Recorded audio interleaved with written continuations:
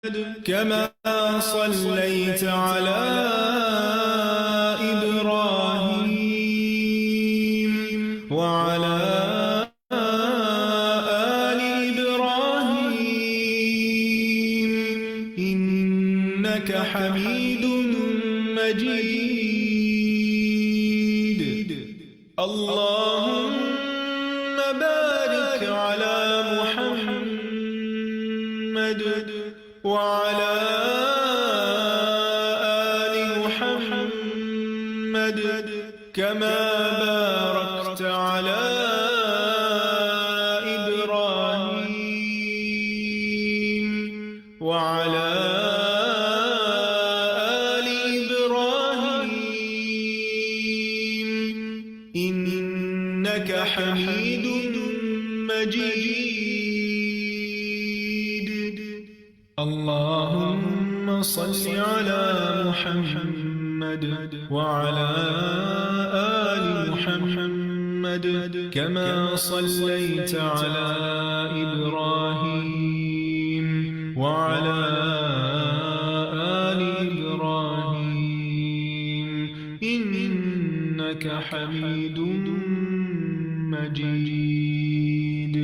اللهم بارك على محمد وعلى آل محمد كما باركت على إبراهيم وعلى آل إبراهيم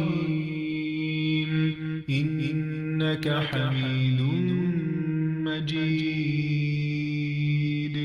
اللهم صل على محمد وعلى آل محمد كما صليت على إبراهيم وعلى آل إبراهيم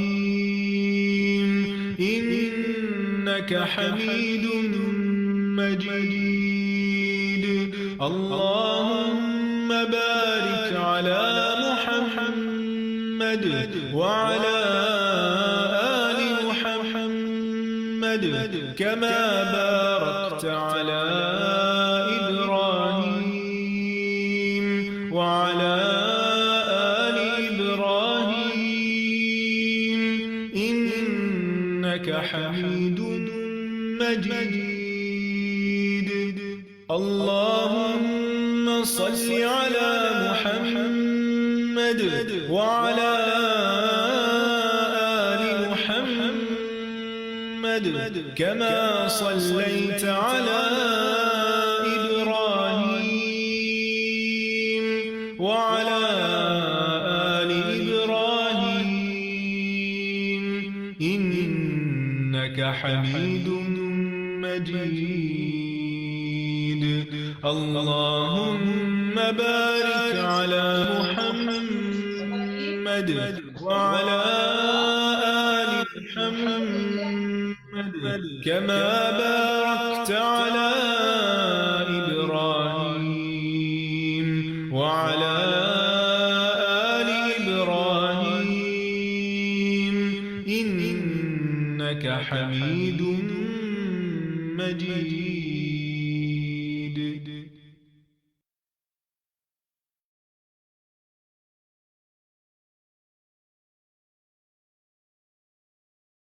أعوذ بالله من الشيطان الرجيم.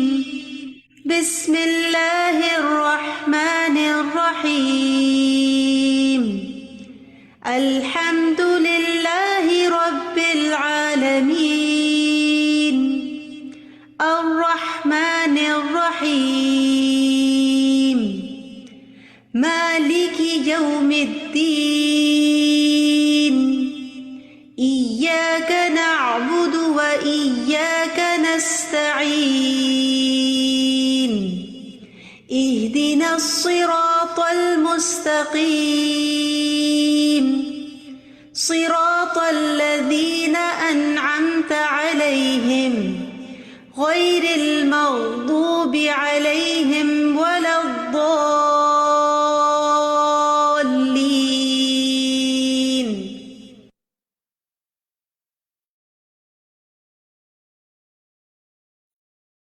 السلام علیکم ورحمۃ اللہ وبرکاتہ۔ وعلیکم وعلیکم السلام السلام ورحمۃ اللہ ورحمۃ اللہ وبرکاتہ۔ ورحمۃ اللہ وبرکاتہ۔ کیا حال ہے آپ لوگوں کا؟ الحمدللہ الحمدللہ۔ الحمدللہ۔ موسم کیسا ہے آپ لوگوں کے ہاں آج کل؟ الحمدللہ بہت چینج ہو رہا ہے موسم۔ سردی تو نہیں ہو گئی؟ ہلکی ہلکی سی رات کو۔ یہ باقی رات فلو کو ہو گئے فلو۔ صحیح بشرا جی کراچی سے ہیں؟ جی بالکل اچھا ٹھیک ٹھیک، میں بھی کراچی۔ ہمارے صحیح ہمارے ابھی نہیں ہوئی نا، اس لیے مجھے لگا شاید کہیں پہ ہو بھی سکتا ہے کہ ہو رہی ہو۔ باجی کے پی کے میں ہو گئی ہے ہو گئی ہے؟ اچھا جی۔ بس تو لاہور میں بھی گرمی کوئٹہ ہے، میں بھی ہو گئی ہے۔ تھوڑا سا موسم اچھا ہے لیکن لاہور میں بھی دن کے ٹائم گرمی ہے۔ وہ پھر کراچی والا ہی ہے تقریباً، رات کو تھوڑا سا زیادہ اچھا اور دن میں تھوڑی سی۔ دوپہر میں تو خیر ابھی ہمارے یہاں کافی گرمی ہے، لیکن شام میں رات میں اور صبح میں اسپیشلی ارلی مارننگ اچھا موسم ہے۔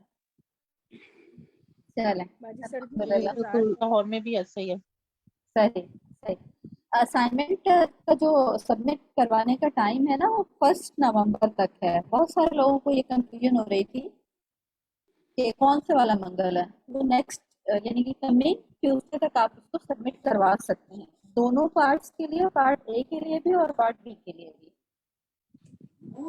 بہت سارے لوگوں نے میرے خیال ہے پارٹ جی بتائیے۔ پارٹ بھی تو کر لیا ہے باجی۔ صحیح، مجھے بھی یہی لگ رہا تھا کہ بہت سارے لوگوں نے پارٹ بی کر لیا ہوگا کیونکہ وہ ذرا آسان نہیں تھا تھوڑا۔ خیر پارٹ اے بھی آسان ہے ہمارے مطابق تو بہت۔ اچھا ایک اس میں سوال ہے اسائنمنٹ میں کہ آپ اپنی کلاس کے ساتھیوں کو امر بالمعروف اور نہی عن المنکر کیسے کریں گے؟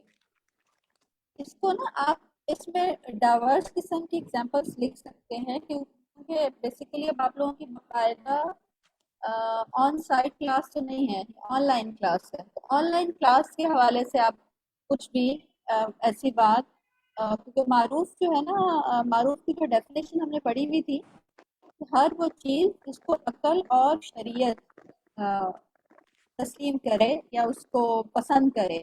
اگر عقلی طور پر بھی کوئی ایسی بات ہے جو آپ اپنی کلاس فیلوز کو کر سکتے ہیں، اس میں ایک بات سے روک سکتے ہیں in terms of on line structure, آپ اس کو بھی اس میں لکھ سکتے ہیں۔ اور اگر آپ اس کو آن سائٹ کلاس کے تناظر میں لکھیں گے تو وہ بھی ٹھیک ہو جائے گا۔ ایک وائڈ رینج ہے، آپ اس کو کسی بھی طریقے سے لکھ سکتے ہیں۔ بیسیکلی آپ کو اپنی کلاس فیلو کو کچھ بات بتانی ہے، اچھی یا کسی بری بات سے روکنا ہے۔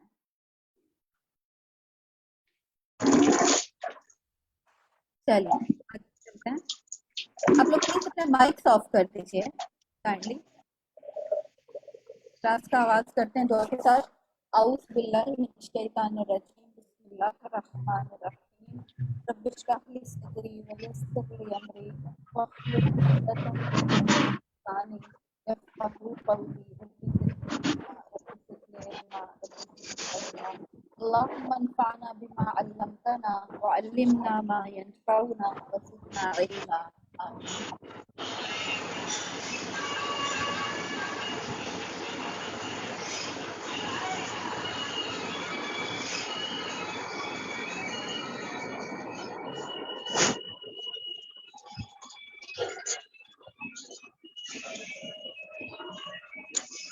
اگر حضرت انس بن مالک بیان کرتے ہیں کہ مدینہ میں حضرت ابو طلحہ تمام انصار میں سے کھجوروں کے لحاظ سے سب سے زیادہ مالدار تھے اور بئر حا باغ کو اپنے تمام مال سے زیادہ محبوب رکھتے تھے۔ یہ باغ مسجد نبوی کے سامنے تھا اور رسول اللہ صلی اللہ علیہ وسلم اس میں تشریف لایا کرتے تھے۔ اس باغ کا عمدہ پانی پیا کرتے تھے۔ جب یہ آیت نازل ہوئی لن تنالوا البر حتى تنفقوا مما تحبون کہ مومنو جب تک تم ان چیزوں میں سے جو تمہیں عزیز ہیں راہ خدا میں صرف نہ کرو گے کبھی نیکی حاصل نہ کر سکو گے۔ تو حضرت ابو طلحہ رسول اللہ صلی اللہ علیہ وسلم کی خدمت میں حاضر ہوئے اور عرض کیا کہ یا رسول اللہ پاک فرماتے ہیں مومنو جب تک تم ان چیزوں میں سے جو تمہیں عزیز ہیں راہ خدا میں صرف نہ کرو گے کبھی نیکی حاصل نہ کر سکو گے۔ اور میرے نزدیک میرا سب سے زیادہ محبوب مال بیرہا کا باغ ہے، اور میں اس کو اللہ کے راستے میں خیرات کرتا ہوں، اس میں سے ثواب کا امیدوار ہوں، لہذا آپ اپنے خیال کے مطابق جہاں پسند فرمائیں اس کو صرف کر دیں، اسے خرچ کر دیں۔ رسول اللہ صلی اللہ علیہ وسلم نے فرمایا، ہاں ہاں یہ بہت فائدہ مند ہے، یہ مال بہت فائدہ مند ہے، اور میں نے تمہاری بات کو سن لیا، میرا مشورہ یہ ہے کہ تم اس کو اپنے قریبی رشتہ داروں میں تقسیم کر دو۔ ابو طلحہ نے ایسا کرنے کا ارادہ کر لیا، یعنی وعدہ کر لیا، چنانچہ ابو طلحہ نے اس کو اپنے قرابت داروں اور چچا زاد بھائیوں میں تقسیم کر دیا۔ یہ بخاری اور مسلم کی روایت ہے۔ یہاں پر آپ دیکھ رہے ہیں کہ رشتہ داروں کے ساتھ حسن سلوک اور صلہ رحمی کی ایک شکل یہ ہے کہ انسان جب صدقہ خیرات کرنے لگے تو اس خیرات کو صرف غریبوں میں تقسیم نہ کرے، بلکہ پہلے نمبر پر اپنے ضرورت مند رشتہ داروں میں تقسیم کرے، جس کی ایک بہت بڑی مثال ہے یہ بیرہا کا باغ جو ہے، یہ جس طرف مسجد نبوی کا قبلہ ہے، جس طرف روضہ مبارک ہے، اس کے سامنے جو سڑک ہے اور وہ علاقہ ہے اس سے پار طرف تھا یہ، اور وہاں پر ایک اور روایت میں آتا ہے کہ اس میں 600 کے قریب کھجور کے درخت تھے، یہ بہت بڑا باغ تھا۔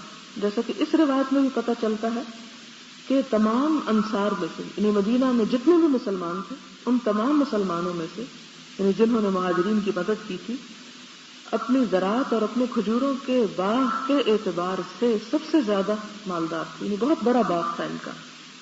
اور جب یہ آیت نازل ہوئی تو فوراً عمل کی سوچی اور اللہ کے رسول صلی اللہ علیہ وسلم کی خدمت میں حاضر ہو گئے کہ آپ لے لیجئے یہ باغ اور اسے جہاں چاہیں جس کو چاہیں دے دیں۔ آپ دیکھیں کہ زمین ایک ایسی چیز ہے کہ جسے انسان بغیر کسی صلے کے اور بغیر دنیا میں کسی معاوضے کے یوں کہیں دے دے، یہ ہمارے نزدیک تو سوچا بھی نہیں جا سکتا۔ اور یہی وجہ تھی کہ اس دور میں اسلام کو ترقی نصیب ہوئی اور اسلام پھلا پھولا۔ میم نہیں آواز آ رہی بالکل بھی۔ ہماری ہی طرح کنجوس ہوتے تو پھر یہی حال ہوتا جو ہمارا ہو رہا ہے، لیکن ان کا حال یہ تھا کہ جب کوئی حکم آتا فوراً عمل کرنے کی سوچتے۔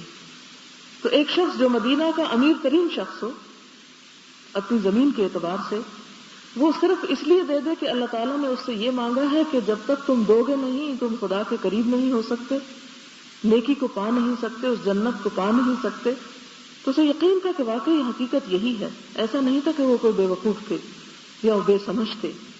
ہمارے نزدیک تو خدا کی راہ میں خرچ کرنا حماقت ہے، ہم تو صرف وہاں خرچ کرنا جانتے ہیں جہاں زیادہ سے زیادہ شہرت ہو سکے یا جہاں پر دنیا کی واہ واہ ہو سکے کہ ہاں فلاں شادی میں اس نے تو کمال کر دی۔ لیکن یہ لوگ ہم سے کہیں زیادہ عقل مند تھے، جو اپنے مستقبل کو حقیقی معنوں میں محفوظ کرنا جانتے تھے۔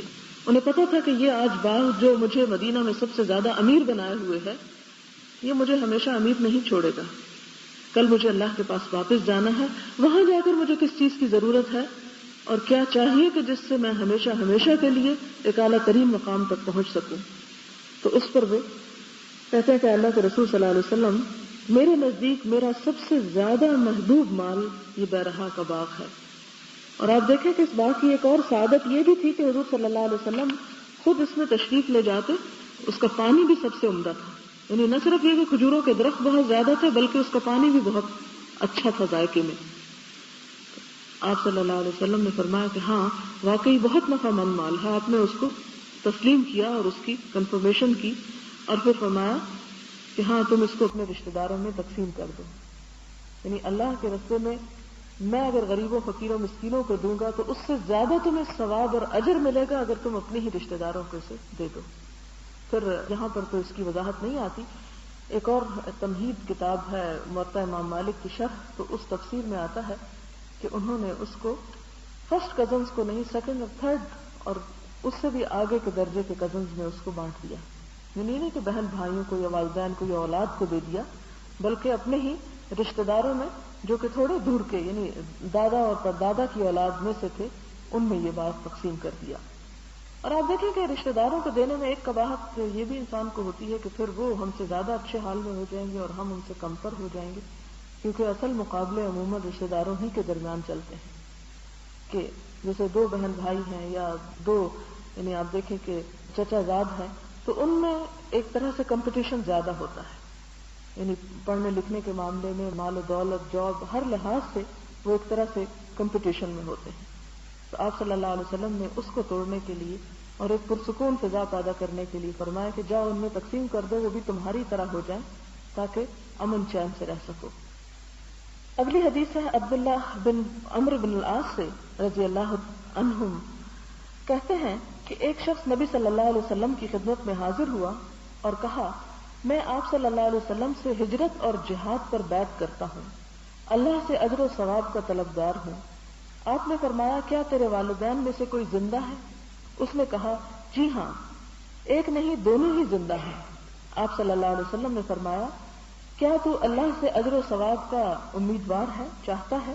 اس نے جواباً کہا جی ہاں. آپ صلی اللہ علیہ وسلم نے فرمایا اپنے والدین کی خدمت میں لگے رہو اور ان کے ساتھ حسن سلوک کرو، تمہارا جہاد یہی ہے، یعنی تمہیں اجر و ثواب مل جائے گا. بخاری اور مسلم کی ایک روایت میں ہے کہ ایک شخص آیا اور اس نے آپ صلی اللہ علیہ وسلم سے جہاد کرنے کی اجازت چاہی. آپ نے فرمایا کیا تیرے والدین زندہ ہیں؟ اس نے کہا جی ہاں. آپ نے فرمایا بس ان کی خدمت کو جہاد سمجھو، یعنی جہاد صرف دشمن سے لڑنا نہیں بلکہ اپنے حقوق کو ادا کرنا بھی ہے.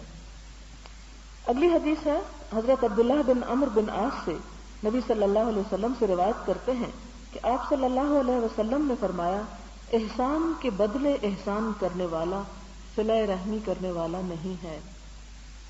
ہاں، صلہ رحمی کرنے والا تو دراصل وہ ہے کہ جب اس سے قطع رحمی کی جائے تو پھر وہ صلہ رحمی کرے. یعنی لیس الواصل بالمکافئ ولکن الواصل الذی اذا قطعت رحمہ وصلہا، کہ بدلے میں اور جواب میں اچھا سلوک کرنا تو صلہ رحمی نہیں، کہ جس نے آپ سے اچھا کر دیا آپ نے بھی اس سے اچھا سلوک کر لیا، اور جو آپ کا خیال نہ رکھے آپ بھی اس کا نہ رکھیں اور جواباً اس سے انتقام لینے کی کوشش کریں. آپ نے فرمایا کہ دراصل صلہ رحمی وہ کرتا ہے جب اس سے تعلق کاٹا جائے تو پھر بھی وہ اسے جوڑنے کی کوشش کرے، پھر بھی وہ اس سے اچھا سلوک کرے. حضرت عائشہ ام المؤمنین روایت کرتی ہیں کہ رحم، رشتہ داری اور قرابت عرش سے لٹکا ہوا کہہ رہا ہے کہ جو مجھے ملائے گا اللہ تعالیٰ اسے ملائے گا اور جو مجھے کاٹے گا اللہ تعالیٰ اسے کاٹ دے گا. یعنی عرش الہی کے ساتھ چپکا ہوا ہے اور مسلسل دعا کر رہا ہے کہ جو مجھے کاٹے اللہ اسے کاٹ دے اور جو مجھے ملائے اللہ تعالیٰ اسے ملا دے. اور اللہ تعالیٰ تو چونکہ اس نے پناہ لی تھی تو اللہ تعالیٰ نے اس کو پناہ دی، اور یہاں پر اسی چیز کی طرف اشارہ کیا جا رہا ہے. وعن ام المؤمنین مأمونة بنت الحارث رضی اللہ عنہا انها اعتقت ولیدة ولم تستأذن النبی صلی اللہ علیہ وسلم فلما كان يومها الذي يدور عليها فيه قال اشعرت يا رسول الله اني اعتقت وليدتي قال او فعلت؟ قالت نعم. قال اما انك لو اعطيتها اخوالك كان اعظم لاجرك. حضرت میمونہ ام المومنین روایت کرتی ہیں کہ انہوں نے نبی صلی اللہ علیہ وسلم سے اجازت مانگے بغیر یا مشورہ کیے بغیر اپنی لونڈی کو آزاد کر دیا. تو جب حضرت میمونہ کی باری کا دن آیا تو انہوں نے عرض کیا یا رسول اللہ صلی اللہ علیہ وسلم کیا آپ کو معلوم ہے کہ میں نے اپنی لونڈی کو آزاد کر دیا ہے؟ فرمایا کیا تو نے آزاد کر دیا ہے؟ اس نے کہا جی ہاں. آپ صلی اللہ علیہ وسلم نے فرمایا اگر تم اسے اپنے ماموں کو دے دیتی تو اس سے تمہارے ثواب میں اضافہ ہوتا، تو اس فعل سے تمہارے ثواب تمہیں آزاد کرنے کا اور بھی زیادہ ملتا. تو اس سے بھی ہمیں یہ پتہ چلتا ہے کہ انسان جب احسان اور بھلائی کرنے لگے تو سب سے پہلے اپنے قریب والوں کو دیکھے. حضرت اسماء بنت ابی بکر صدیق بیان کرتی ہیں کہ عہد رسالت میں میری والدہ شرک کی حالت میں میرے پاس آئیں تو میں نے رسول اللہ صلی اللہ علیہ وسلم سے فتویٰ طلب کرتے ہوئے عرض کیا کہ میری والدہ کسی کام کے لیے میرے پاس آئی ہیں، کیا میں اس کے ساتھ حسن سلوک کے ساتھ برتاؤ کروں؟ آپ صلی اللہ علیہ وسلم نے فرمایا ہاں، اپنی ماں کے ساتھ صلہ رحمی کرو. یعنی والدین اگر مسلمان نہ بھی ہوں، اگر اللہ تعالیٰ کے فرما بردار نہ بھی ہوں، اگر وہ دیندار نہ بھی ہوں، تو بھی ان کے ساتھ حسن سلوک کرنا ضروری ہے، کیونکہ عموماً ایسا ہوتا ہے کہ جب ینگر جنریشن اسلام کی طرف آتی ہے اور وہ دیکھتی ہے کہ ان کے والدین پرانی رسموں پہ چپکے ہوئے ہیں یا غلط کچھ کام کرتے ہیں، تو وہ اسے اپنے حق میں ایک دلیل بنا لیتے ہیں کہ چونکہ وہ غلط کام کرتے ہیں لہٰذا ان کے ساتھ ہم اچھا سلوک نہیں کرتے یا ہم ان کی بات نہیں مانتے. تو جہاں تک بات ماننے کا تعلق ہے، معروف کے اور اچھائی کے ہر کام میں ان کی بات مانی جائے گی، سوائے اس کے کہ وہ اللہ کی نافرمانی کا حکم دے تو وہ بات نہیں مانی جائے گی، جس کے بارے میں قرآن پاک نے صاف طور پر بتا دیا کہ اگر وہ ارادہ کریں کہ تم میرے ساتھ شرک کرو تو اس کی اطاعت ان کی نہ کرو.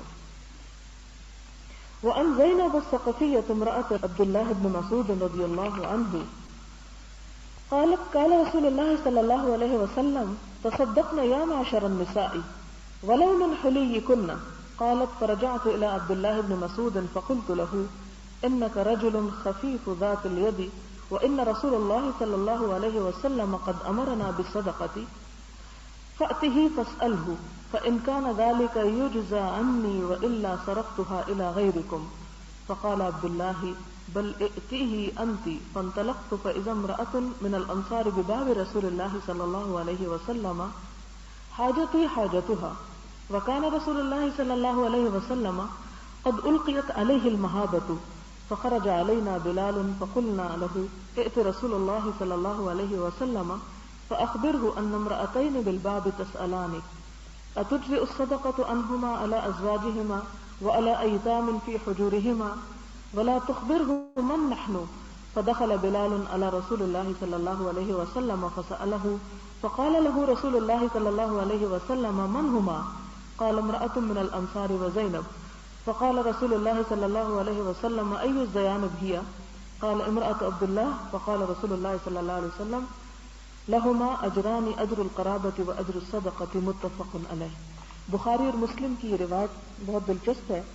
حضرت زینب ثقفیہ جو حضرت عبداللہ بن مسعود کی بیوی ہیں وہ بیان کرتی ہیں کہ رسول اللہ صلی اللہ علیہ وسلم نے فرمایا کہ اے عورتوں کے گروہ صدقہ کیا کرو، یعنی خاص طور پر عورتوں کی طرف اشارہ کیا، خواہ تم اپنے زیوروں میں سے کرو، کیونکہ بعض عورتوں نے یہ سوچا ہوگا یا کہا ہوگا کہ ہمارے پاس تو پیسے نہیں ہوتے، تو آپ نے فرمایا کہ اگر پیسے نہیں تو زیور تو ہوتا ہے تو اسی میں سے کیا کرو.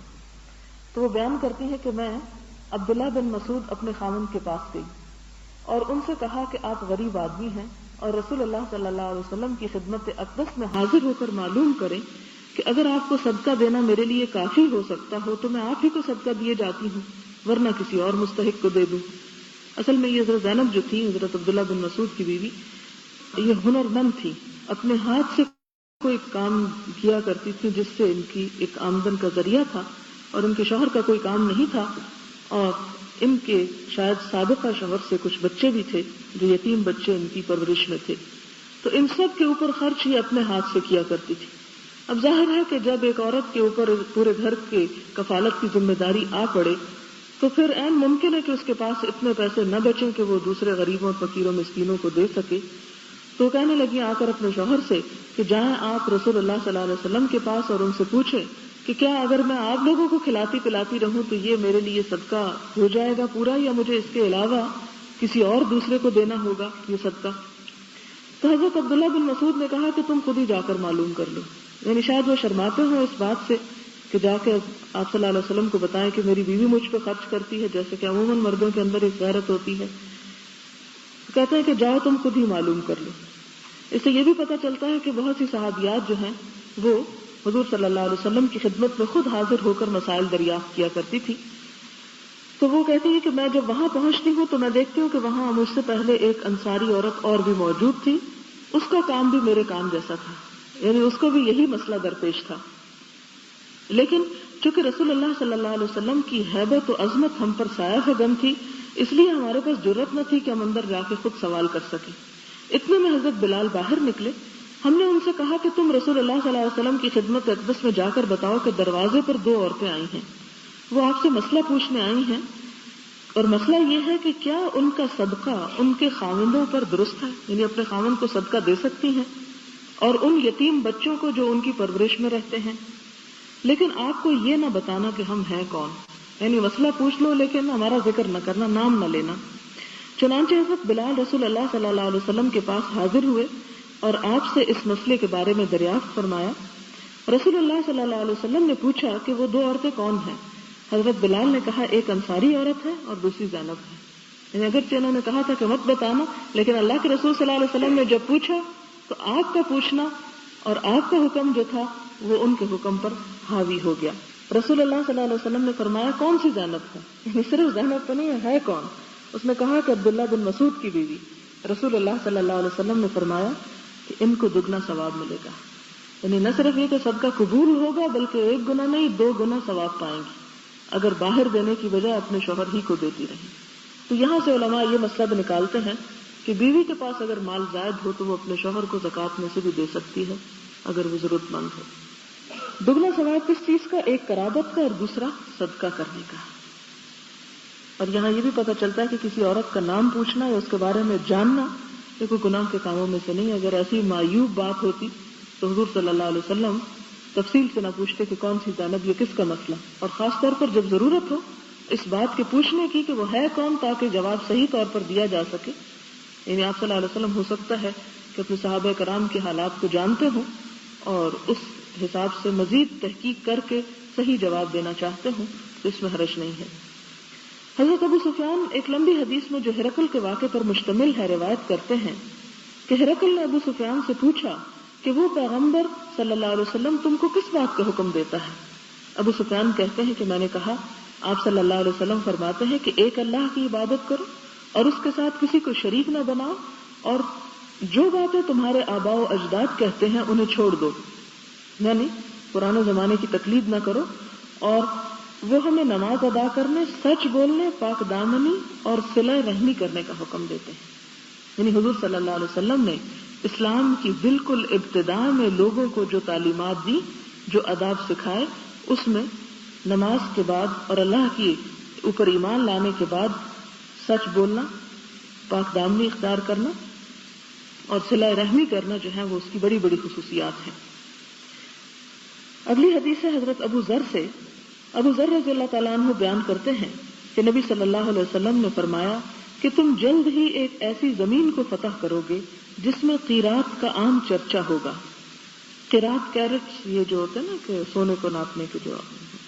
ایک اور روایت میں ہے کہ تم جلد ہی مصر کو فتح کرو گے، اور وہ ایسی زمین ہے جس میں قیرات کا زیادہ استعمال ہوتا ہے، پس تم اس زمین کے باشندوں کے ساتھ اچھے سلوک سے پیش آنا، اس لیے کہ ان کے ساتھ ہمارا ایک معاہدہ بھی ہے اور ایک رشتہ داری بھی ہے۔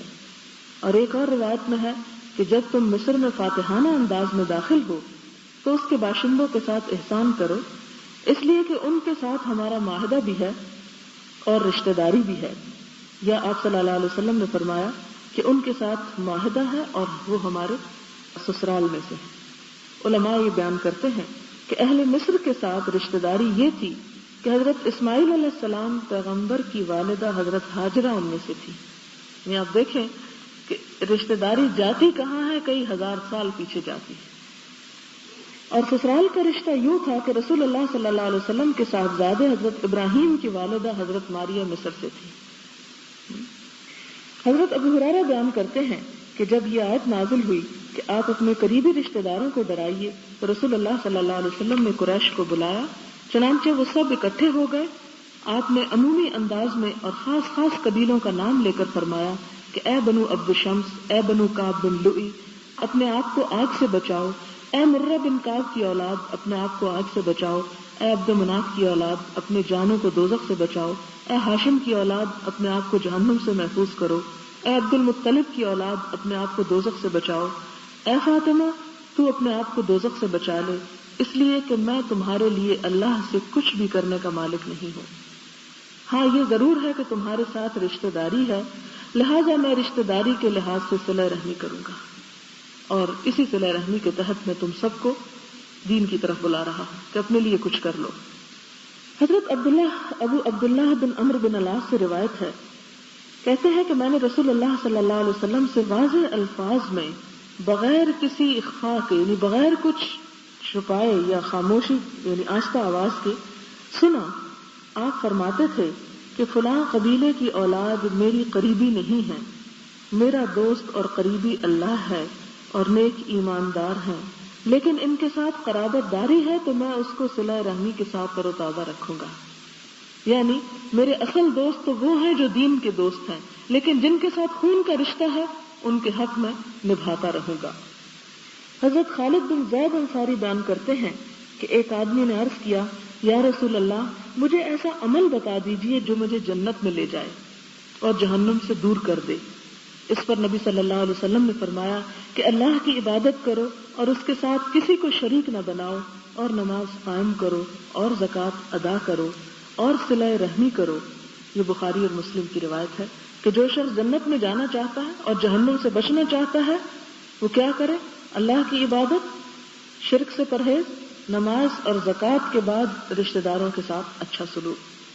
اگلی حدیث حضرت سلمان بن عامر نبی صلی اللہ علیہ وسلم سے بیان کرتے ہیں کہ آپ صلی اللہ علیہ وسلم نے فرمایا، جب تم میں سے کوئی شخص روزہ افطار کرے تو وہ کھجور سے افطار کرے، اس لیے کہ اس میں برکت ہے، لیکن اگر کھجور میسر نہ ہو تو پانی سے افطار کرے، اس لیے کہ پانی پاکیزہ چیز ہے. اور فرمایا، مسکین پر صدقہ کرنا صرف صدقہ ہے اور رشتہ دار پر صدقہ کرنا دگنا اجر ہے، ایک صدقہ اور دوسرا صلہ رحمی.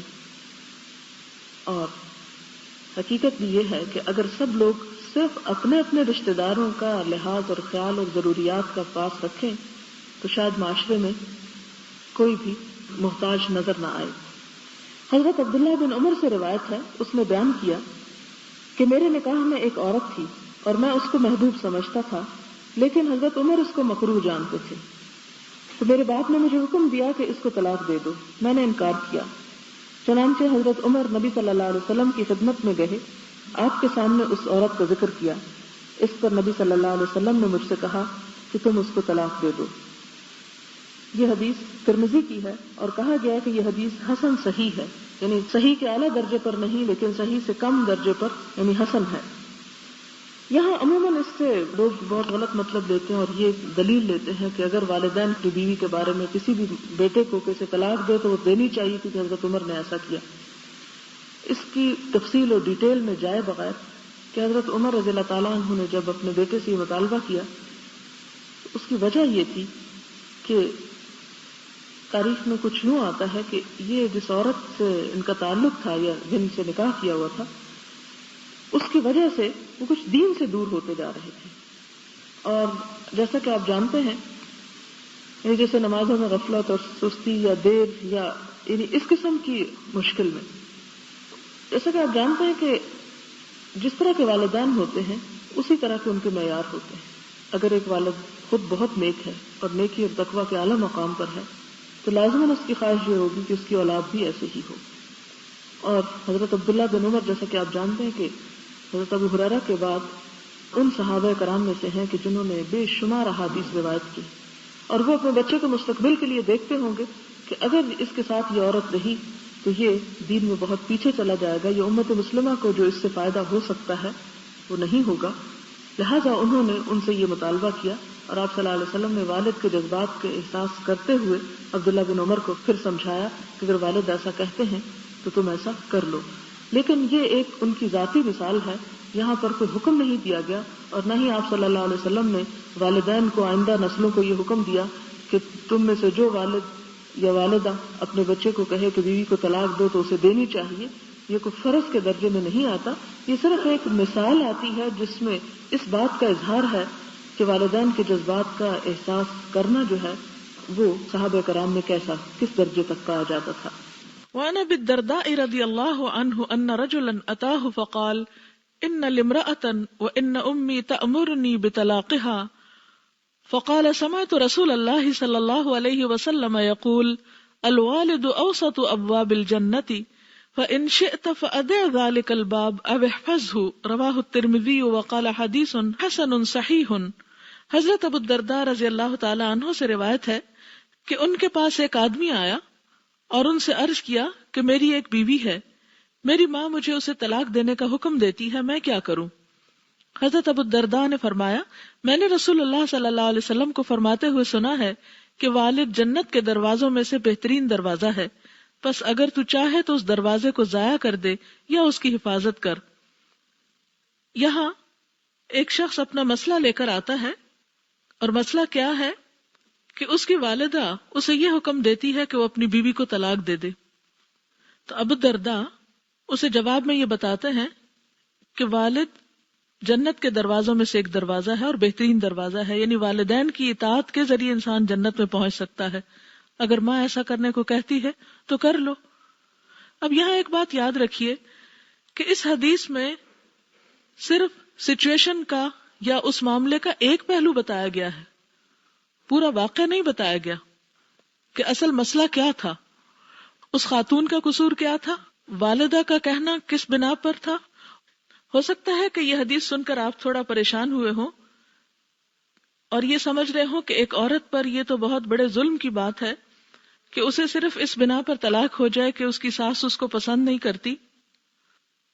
لیکن یہ یاد رکھیے کہ اس حدیث میں اس مسئلے کی پوری تفصیل بیان نہیں ہوئی کہ وہ خاتون کس بنا پر طلاق کے لیے کہہ رہی ہیں، اور جس کی طلاق کی بات ہو رہی ہے ان خاتون کے اندر کون سا ایسا مسئلہ ہے یا کون سی ایسی اخلاقی برائی یا خرابی ہے.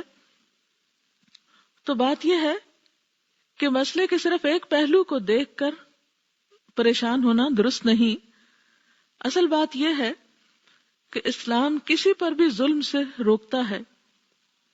حضرت ابو الدرداء نے اگر ایک مشورہ ان کو دیا تو سارے واقعہ یا قصہ سننے کے بعد ہی دیا ہوگا، اور اگر حضرت ابو الدرداء کے جواب میں آپ سمجھتے ہیں کہ عدل نہیں، تو یہ حضرت ابو الدرداء کا پھر اپنا ایک اجتہاد ہو سکتا ہے کہ انہوں نے ایک خاص سچویشن یا ایک خاص معاملے پر اپنی رائے کا اظہار کیا اور اس میں نبی صلی اللہ علیہ وسلم کے اس فرمان کو کوٹ کیا.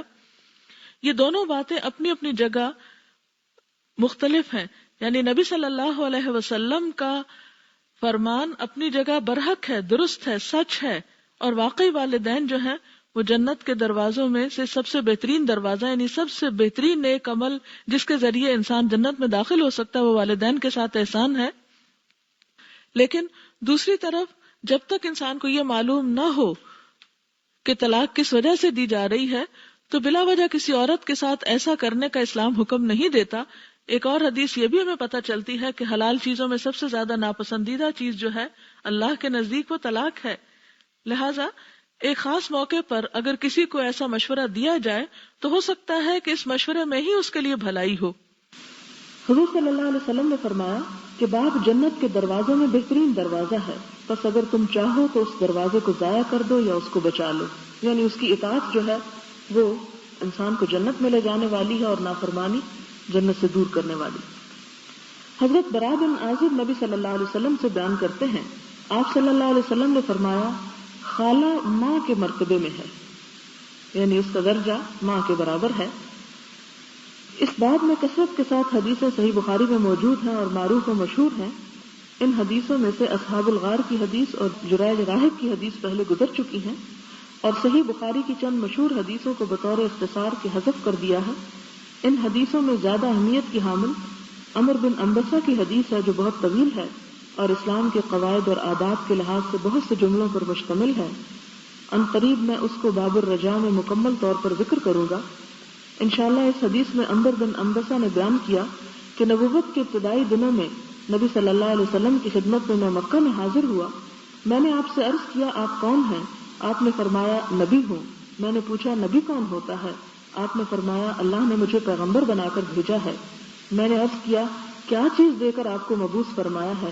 آپ نے فرمایا اللہ پاک نے مجھے بھیجا ہے کہ صلہ رحمی کی جائے، بتوں کو توڑا جائے اور اللہ کو ایک سمجھا جائے اور اس کے ساتھ کسی کو شریک نہ ٹھہرایا جائے. وآخر دعوانا ان الحمدللہ رب العالمین. سبحان اللہ وبحمدہ عدد خلقہ ورضا نفسہ وزنة عرشہ ومداد کلماتہ. سبحان اللہ العظیم.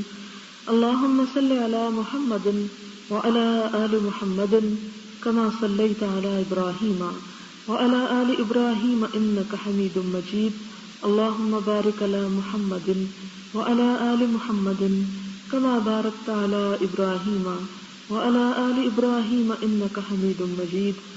ربنا آتنا في الدنيا حسنة وفي الآخرة حسنة وقنا عذاب النار.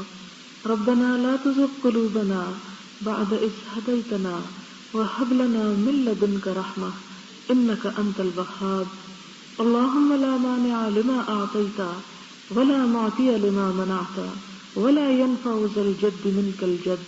یا رب العالمین، جو کچھ ہم نے پڑھا ہے اس میں اگر کوئی بات غلط ہو گئی ہو تو ہمارے علم کی اصلاح کر دے، ہمیں معاف کر دے، ہمیں اس کے بہترین پہلو پر عمل کی توفیق عطا فرما، ہمیں اپنے سے قریب کر لے، اپنی محبت عطا کر، اپنے رسول محمد صلی اللہ علیہ وسلم کی محبت اور شفاعت نصیب فرما۔ یا رب العالمین، تو ہمیں اپنے قریب کر لے، اپنی رحمت سے ڈھانپ لے، ہمیں صلح رحمی کرنے والا بنا، اور ہمیں وہ حقوق ادا کرنے کی توفیق عطا فرما جو ہم اب تک نہ کر سکے۔ یا اللہ، تو ہمارے لیے اس رستے کو آسان کر دے اور ہمیں ایسے کام کرنے کی توفیق دے جس میں اس معاشرے کے اندر بھی خوشحالی اور تیرے قریب ہونے کے مواقع زیادہ سے زیادہ ہو سکے۔ ربنا تقبل منا انك انت السميع الدعاء وتب علينا انك انت التواب الرحيم وصلى الله تعالى على خير خلقه محمد وعلى آله وأصحابه وأهل بيته أجمعين برحمتك يا أرحم الراحمين إلهي آمين۔ سبحانك اللهم وبحمدك نشهد أن لا إله إلا أنت نستغفرك ونتوب إليك والسلام عليكم ورحمة الله نحمده ونصلي على رسوله الكريم اما بعد فاعوذ بالله من الشيطان الرجيم بسم الله الرحمن الرحيم رب اشرح لي صدري ويسر لي امري واحلل عقدة من لساني يفقهوا قولي ربنا زدنا علما۔ باب نمبر 41، باب تحریم العقوق وقطیعۃ الرحم، والدین کی نافرمانی اور قطع رحمی کی حرمت کا بیان۔ قال اللہ تعالی فهل عصیتم ان تولیتم ان تفسدوا فی الارض وتقطعوا ارحامکم اولئک الذین لعنهم اللہ فاصمهم واعمی ابصارهم۔ ارشاد خداوندی ہے،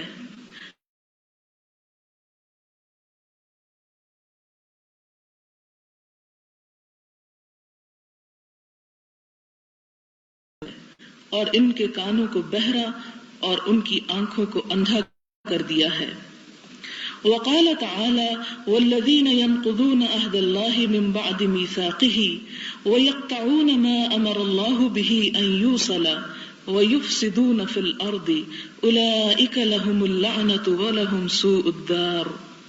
نیز فرمایا، اور جو لوگ خدا سے عہد واثق کر کے پکا عہد کر کے اس کو توڑ ڈالتے ہیں اور جن رشتہ ہائے قرابت کے جوڑ رکھنے کا خدا نے حکم دیا ہے ان کو قطع کر دیتے ہیں اور ملک میں فساد کرتے ہیں، ایسوں پر لعنت ہے اور ان کے لیے گھر بھی برا ہے۔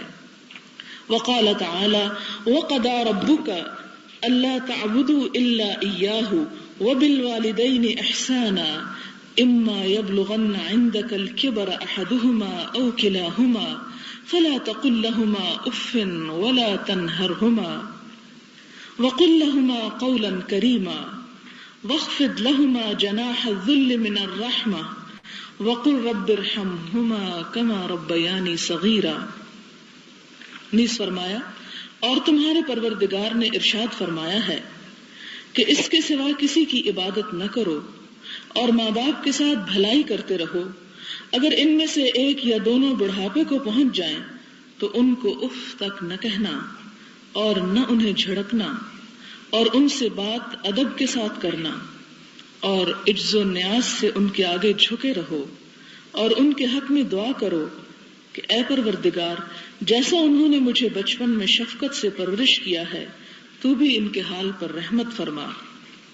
یہ تو تھی وہ 3 آیات جو والدین کی فرما برداری اور رشتوں کو جوڑنے کے بارے میں اللہ تعالیٰ نے قرآن پاک میں ارشاد فرمائی، اور مومن اور منافق کا فرق بھی واضح فرما دیا کہ مومن کے بنیادی اخلاق میں سے ہے اصلاح نفس، اصلاح معاملات اور تعلقات اور اصلاح حکومت، لیکن اس کے برعکس منافقوں کی صفت یہ بتائی کہ اگر انہیں اقتدار ملے تو وہ زمین میں خرابی کریں، فساد پھیلائیں، رشتوں کو توڑ ڈالیں، اور اسی طرح دوسری آیت میں بھی یہ فرمایا کہ فاسقین وہ لوگ ہوتے ہیں کہ جو اللہ سے کیے ہوئے عہد کو توڑ ڈالتے ہیں اس کو پکا کرنے کے بعد.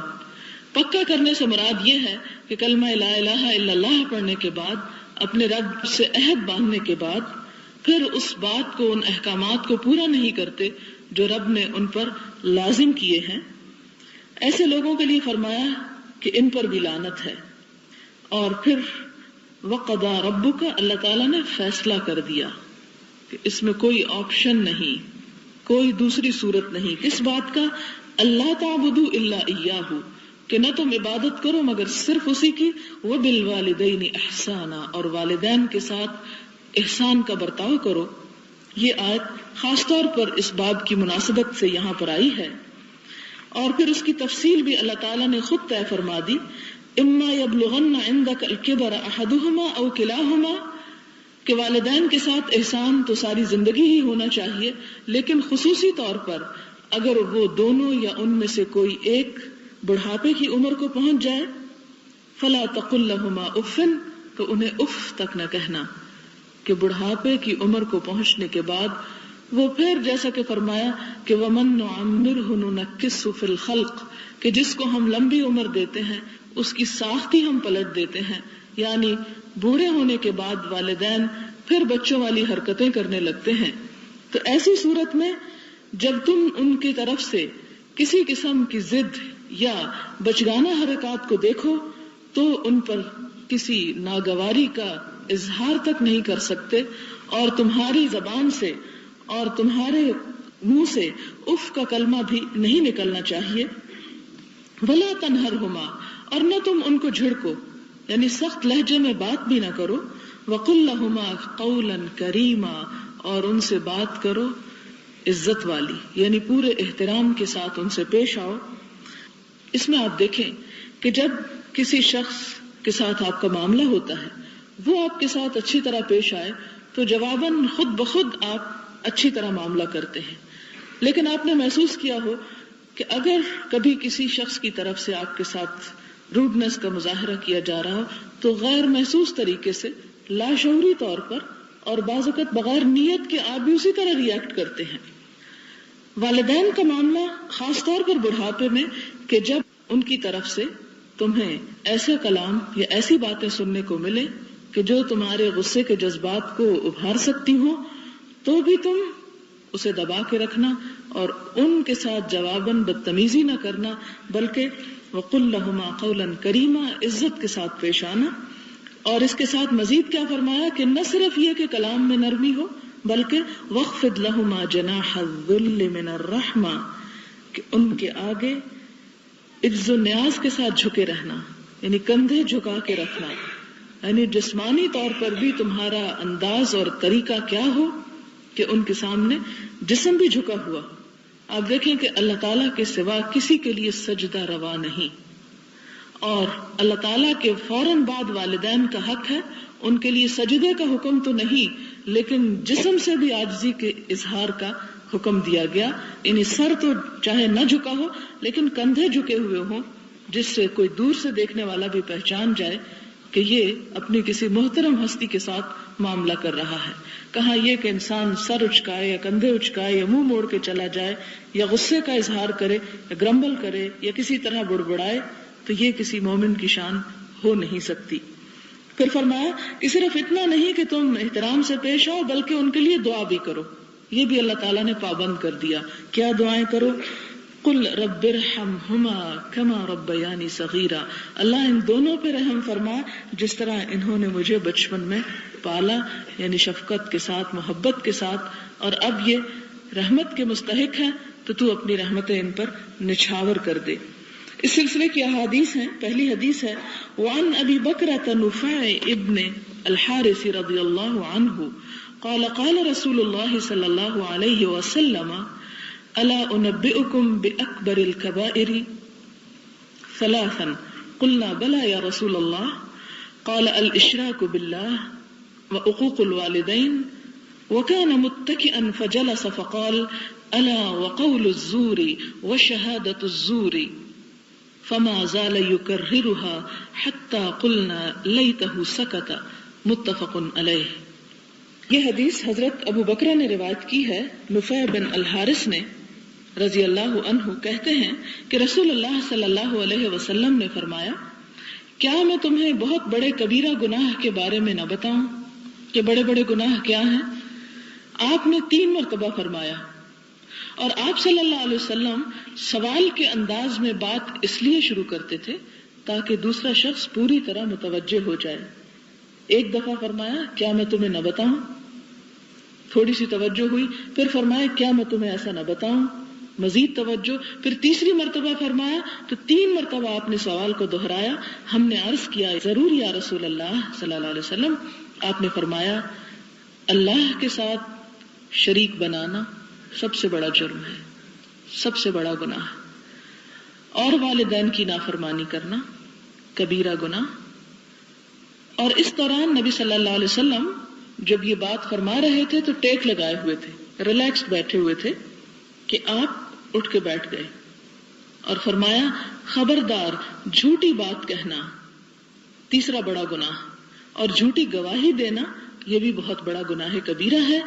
آپ صلی اللہ علیہ وسلم کافی دیر تک یہ تیسری بات دہراتے رہے کہ جھوٹ بولنا اور جھوٹی گواہی دینا، جھوٹ بولنا اور جھوٹی گواہی دینا اکبر الکبائر میں سے ہے۔ یہاں تک کہ ہم نے دل میں کہا، کاش آپ خاموش ہو جائیں، یعنی اتنا زیادہ اس بات کو دہرایا۔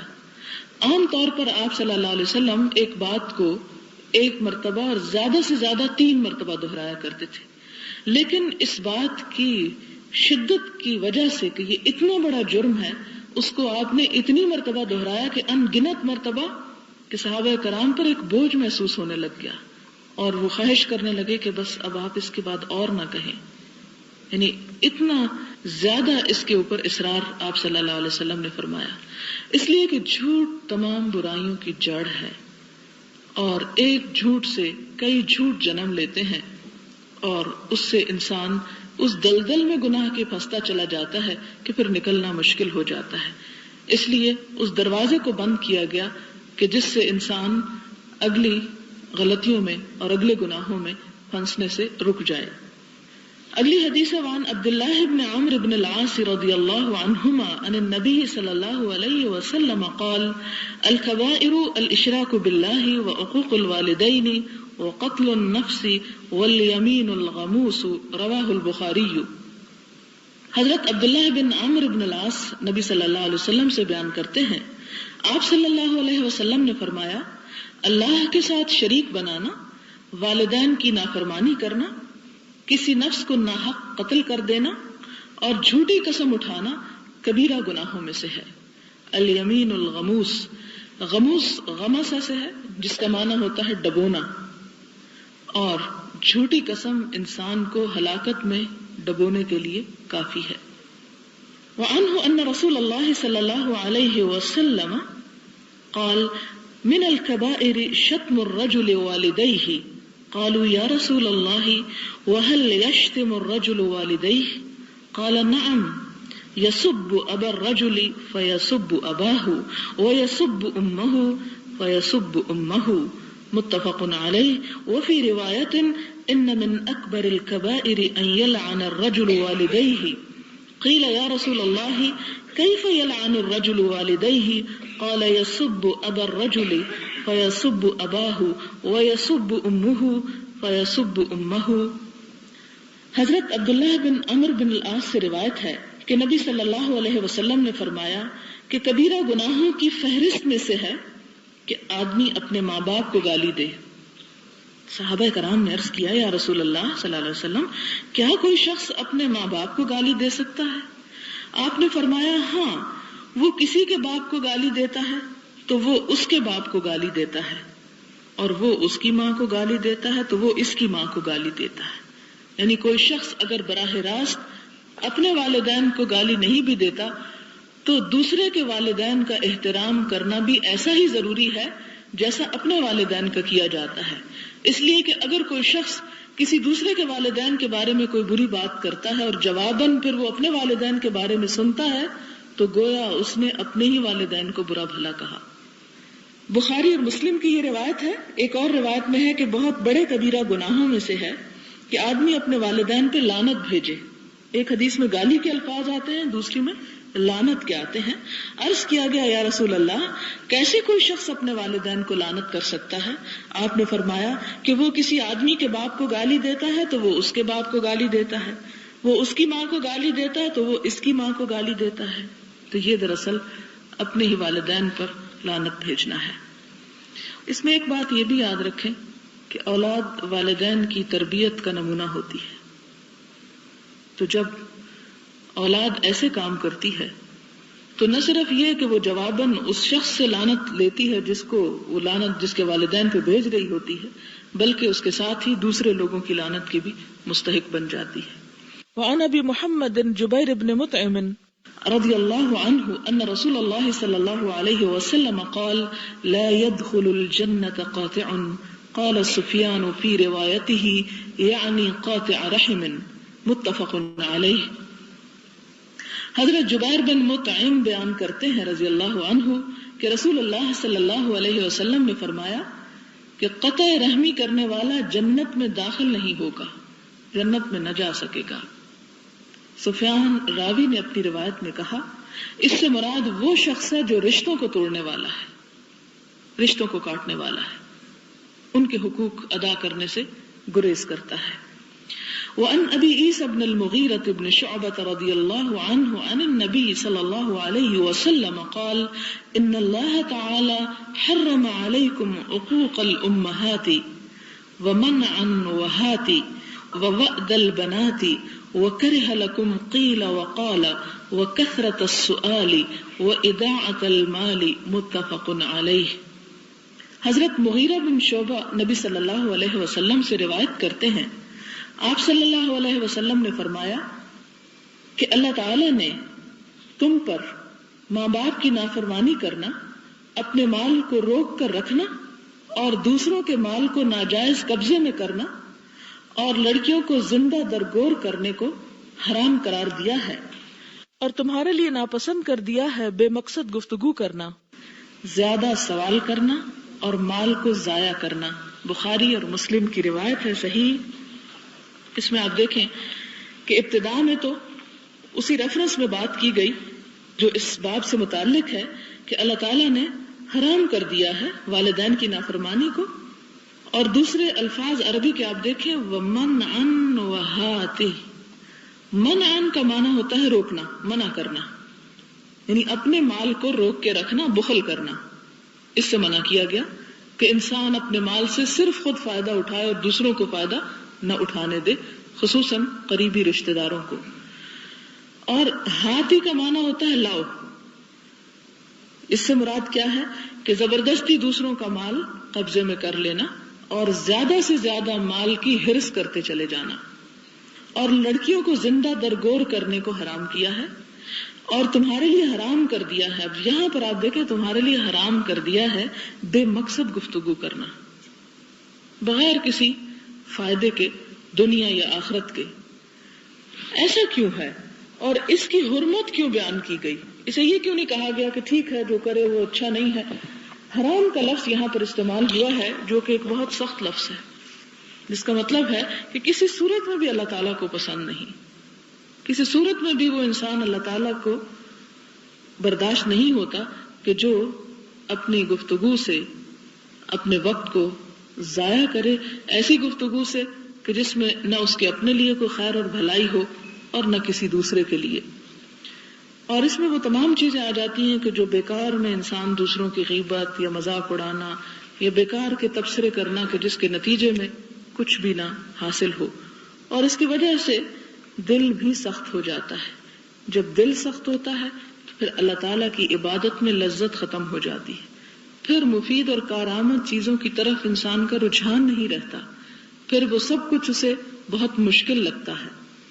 اس لیے اللہ تعالیٰ نے مسلمانوں کو ایک بامقصد قوم پیدا کیا اور بامقصد ہونے کے اعتبار سے ان کے لیے ہر وہ چیز ناپسندیدہ قرار دی کہ جو ان کے بامقصد ہونے کے راستے میں رکاوٹ ہو.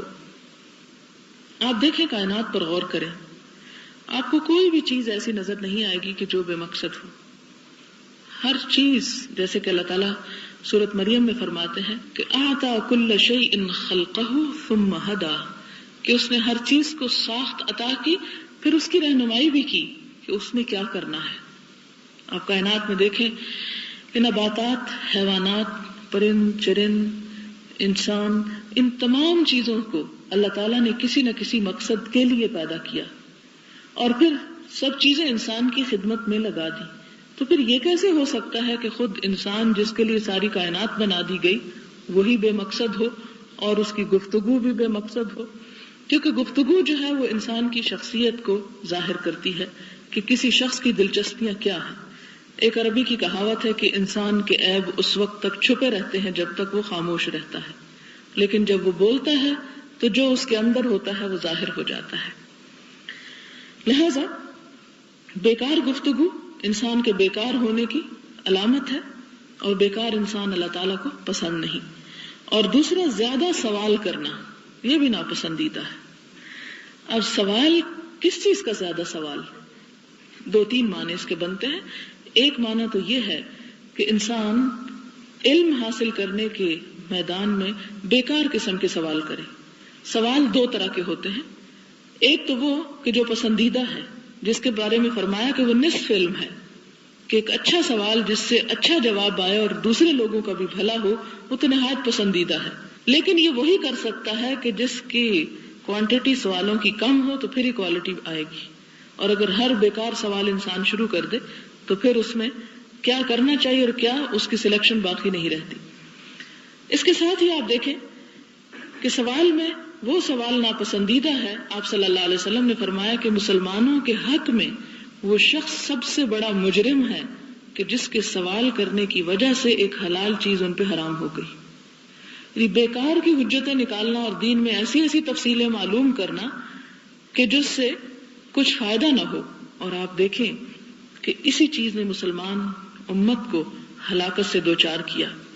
آپ دیکھیں کہ جب بغداد پر ہلاکو خان نے حملہ کیا تو مسلمان کس قسم کی بحثیں کر رہے تھے کہ براق حلال ہے کہ حرام ہے، کس جانور کا گوشت کھانا چاہیے اور کس کا نہیں.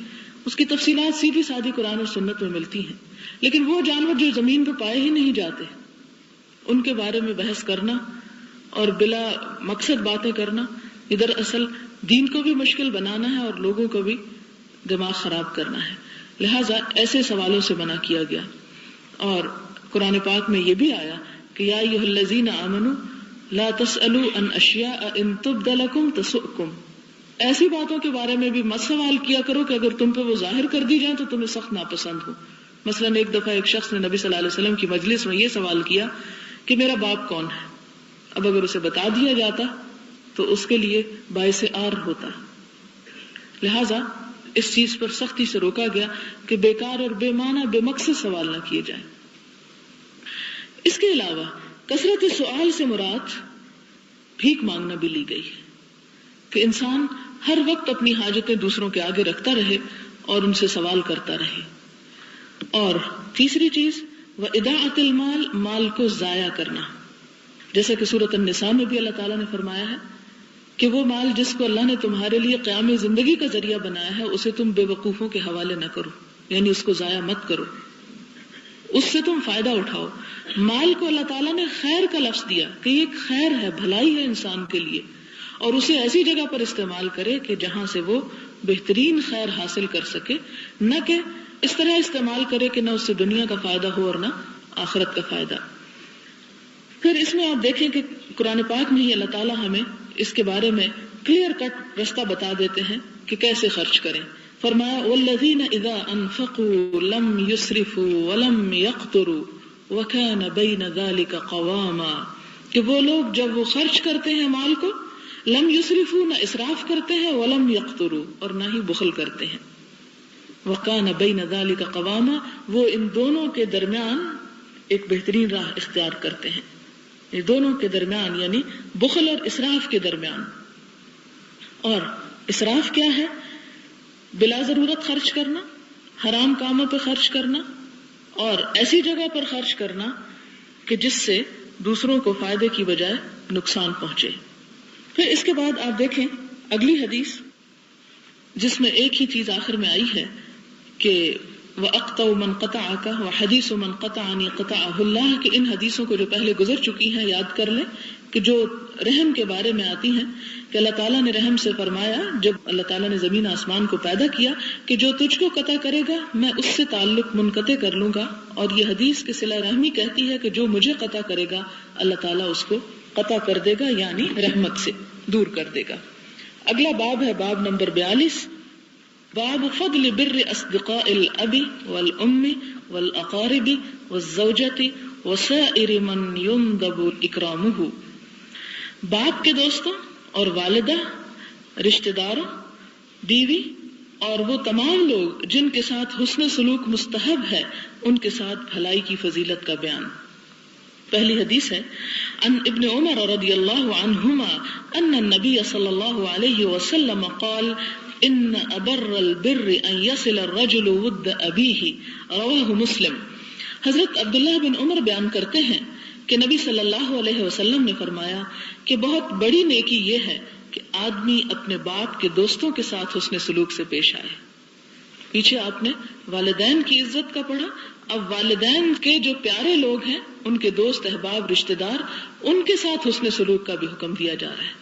اس سے آپ دیکھیں کہ اسلام کا سکھایا ہوا خیر، اس کی حدود ہی کتنی دور تک جاتی ہیں اور کتنی وسعت ہے اس میں، اور نیکیاں کمانے کے کیسے کیسے ذرائع اللہ تعالیٰ نے پیدا کر دیے کہ قدرتی طور پر بچپن میں انسان جن لوگوں کو اپنے باپ یا ماں سے ملتے ہوئے دیکھتا ہے ان کے ساتھ قریبی رشتہ داروں کا سا ایک رشتہ یا ایک فیلنگ پیدا ہو جاتی ہے، تو قدرتی طور پر انسان کے دل میں محبت آتی ہے۔ پھر اس محبت کی وجہ سے اگر انسان ان کے ساتھ اچھا سلوک کرتا ہے تو اللہ تعالیٰ نے اس کو بھی اپریشیٹ کیا اور اس پر اجر و ثواب بتایا، اور اگر کوئی ایسا نہیں کرتا تو اس کے اندر خیر نہ پائی گئی۔ لہذا بطور خاص فرمایا کہ نیکیوں میں سے بہترین نیکی، بہت بڑی نیکی، چھوٹی سی نیکی نہیں کہ آپ کہیں کہ اچھا جب دل چاہے گا کر لیں گے، نہیں، ایک بڑا نیکی کمانے کا ذریعہ، بہت بڑا بزنس کہ انسان اپنے باپ کے دوستوں کے ساتھ اچھا سلوک کرے۔ اس کا یہ مطلب نہیں کہ ماں کی سہیلیوں کے ساتھ نہیں، بلکہ وہ بھی اسی میں شامل ہو جاتا ہے۔ اگلی حدیث ہے عن عبداللہ بن دینار عن عبداللہ بن عمر رضی اللہ عنہما ان رجلا من الاعراب لقيه بطريق مكة فسلم عليه عبد الله بن عمر وحمله على حمار كان يركبه واعطاه عمامة كانت على رأسه، قال ابن دینار فقلنا له اصلحك الله انهم الاعراب وهم يرضون باليسير، فقال عبد الله بن عمر ان ابا هذا كان ودا لعمر بن الخطاب رضي الله عنه واني سمعت رسول الله صلى الله عليه وسلم يقول ان ابر البر صلة الرجل اهل ود ابيه، رواه مسلم۔ حضرت عبداللہ بن دینار رضی اللہ تعالی عنہ عبداللہ بن عمر یعنی عمر بن خطاب کے بیٹے رضی اللہ تعالی عنہ سے روایت کرتے ہیں کہ ایک جنگلی آدمی مکہ کے رستے میں عبداللہ بن عمر کو ملا، یعنی بدو تھا کوئی۔ عبداللہ بن عمر نے اس کو سلام کیا اور اس کو اس گدھے پہ سوار کیا جس پر وہ سوار ہوا کرتے تھے، یعنی اپنی سواری پہ بٹھا لیا اور اپنے سر سے پگڑی اتار کر اس کو عطا کر دی۔ عبداللہ بن دینار نے بیان کیا، ہم نے عبداللہ بن عمر سے کہا کہ اللہ تجھے صالحیت سے نوازتا رہے، یعنی اللہ تیرا بھلا کرے، اصلحک اللہ۔ یہ لوگ تو عرابی ہیں، بدو ہیں، اور یہ تھوڑے سے عطیے پر بھی خوش ہو جاتے ہیں، کوئی تھوڑی سی چیز بھی انہیں دیتے تو بڑے راضی ہو جاتے۔ اس پر عبداللہ بن عمر نے کہا کہ اس کا باپ حضرت عمر بن خطاب کا دوست تھا، یعنی میرے باپ کا دوست تھا اس بدو کا، اور میں نے رسول اللہ صلی اللہ علیہ وسلم سے سنا ہے، آپ صلی اللہ علیہ وسلم فرماتے تھے کہ بہترین نیکی یہ ہے کہ آدمی اپنے باپ کے دوستوں سے حسن سلوک اختیار کرے۔ یہ مسلم کی روایت ہے۔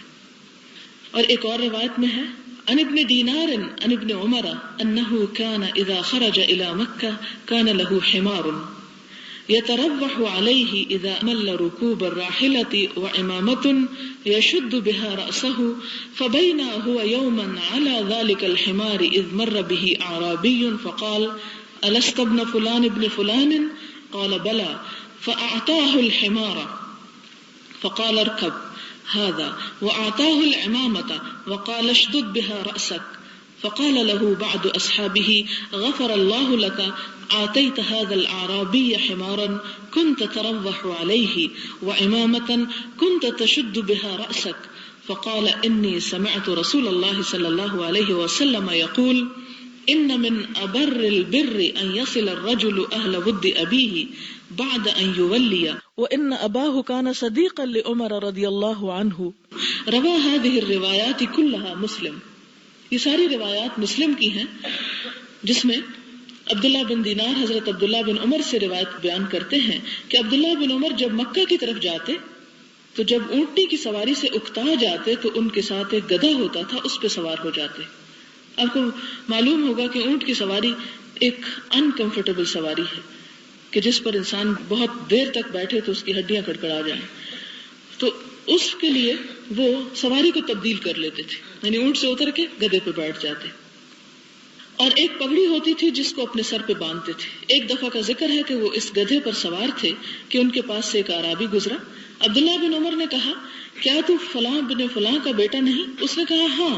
اس پر عبداللہ بن عمر نے اس کو اپنا گدھا بھی دے دیا، یعنی سواری ہی دے دی جس پر وہ آرام کیا کرتے تھے ایک طرح سے سفر میں، اور کہا اس پر سواری کرو، اور اپنی پگڑی دے دی اور اس کو اپنے سر پہ باندھو. عبداللہ بن عمر کے بعض دوستوں نے اسے کہا کہ اللہ تجھے معاف کرے، تو نے اپنا گدھا اس اعرابی کو دے دیا جس پر تو آرام کرتا تھا، اور پگڑی عطا کر دی جس کو تو اپنے سر پہ باندھتا تھا. تو یہاں سے یہ پتہ چلتا ہے کہ جس شخص کے ساتھ وہ نیکی کر رہے تھے اس کے ساتھ براہ راست ان کی اپنی کوئی دوستی نہ تھی، کوئی واقفیت نہ تھی، سوائے اس کے کہ وہ پہچانتے تھے کہ یہ فلاں کا بیٹا ہے. تو اس کے ساتھ بھی خیرخواہی اور حسن سلوک کے ساتھ پیش آئے، جو کہ بڑی نیکیوں میں سے ایک.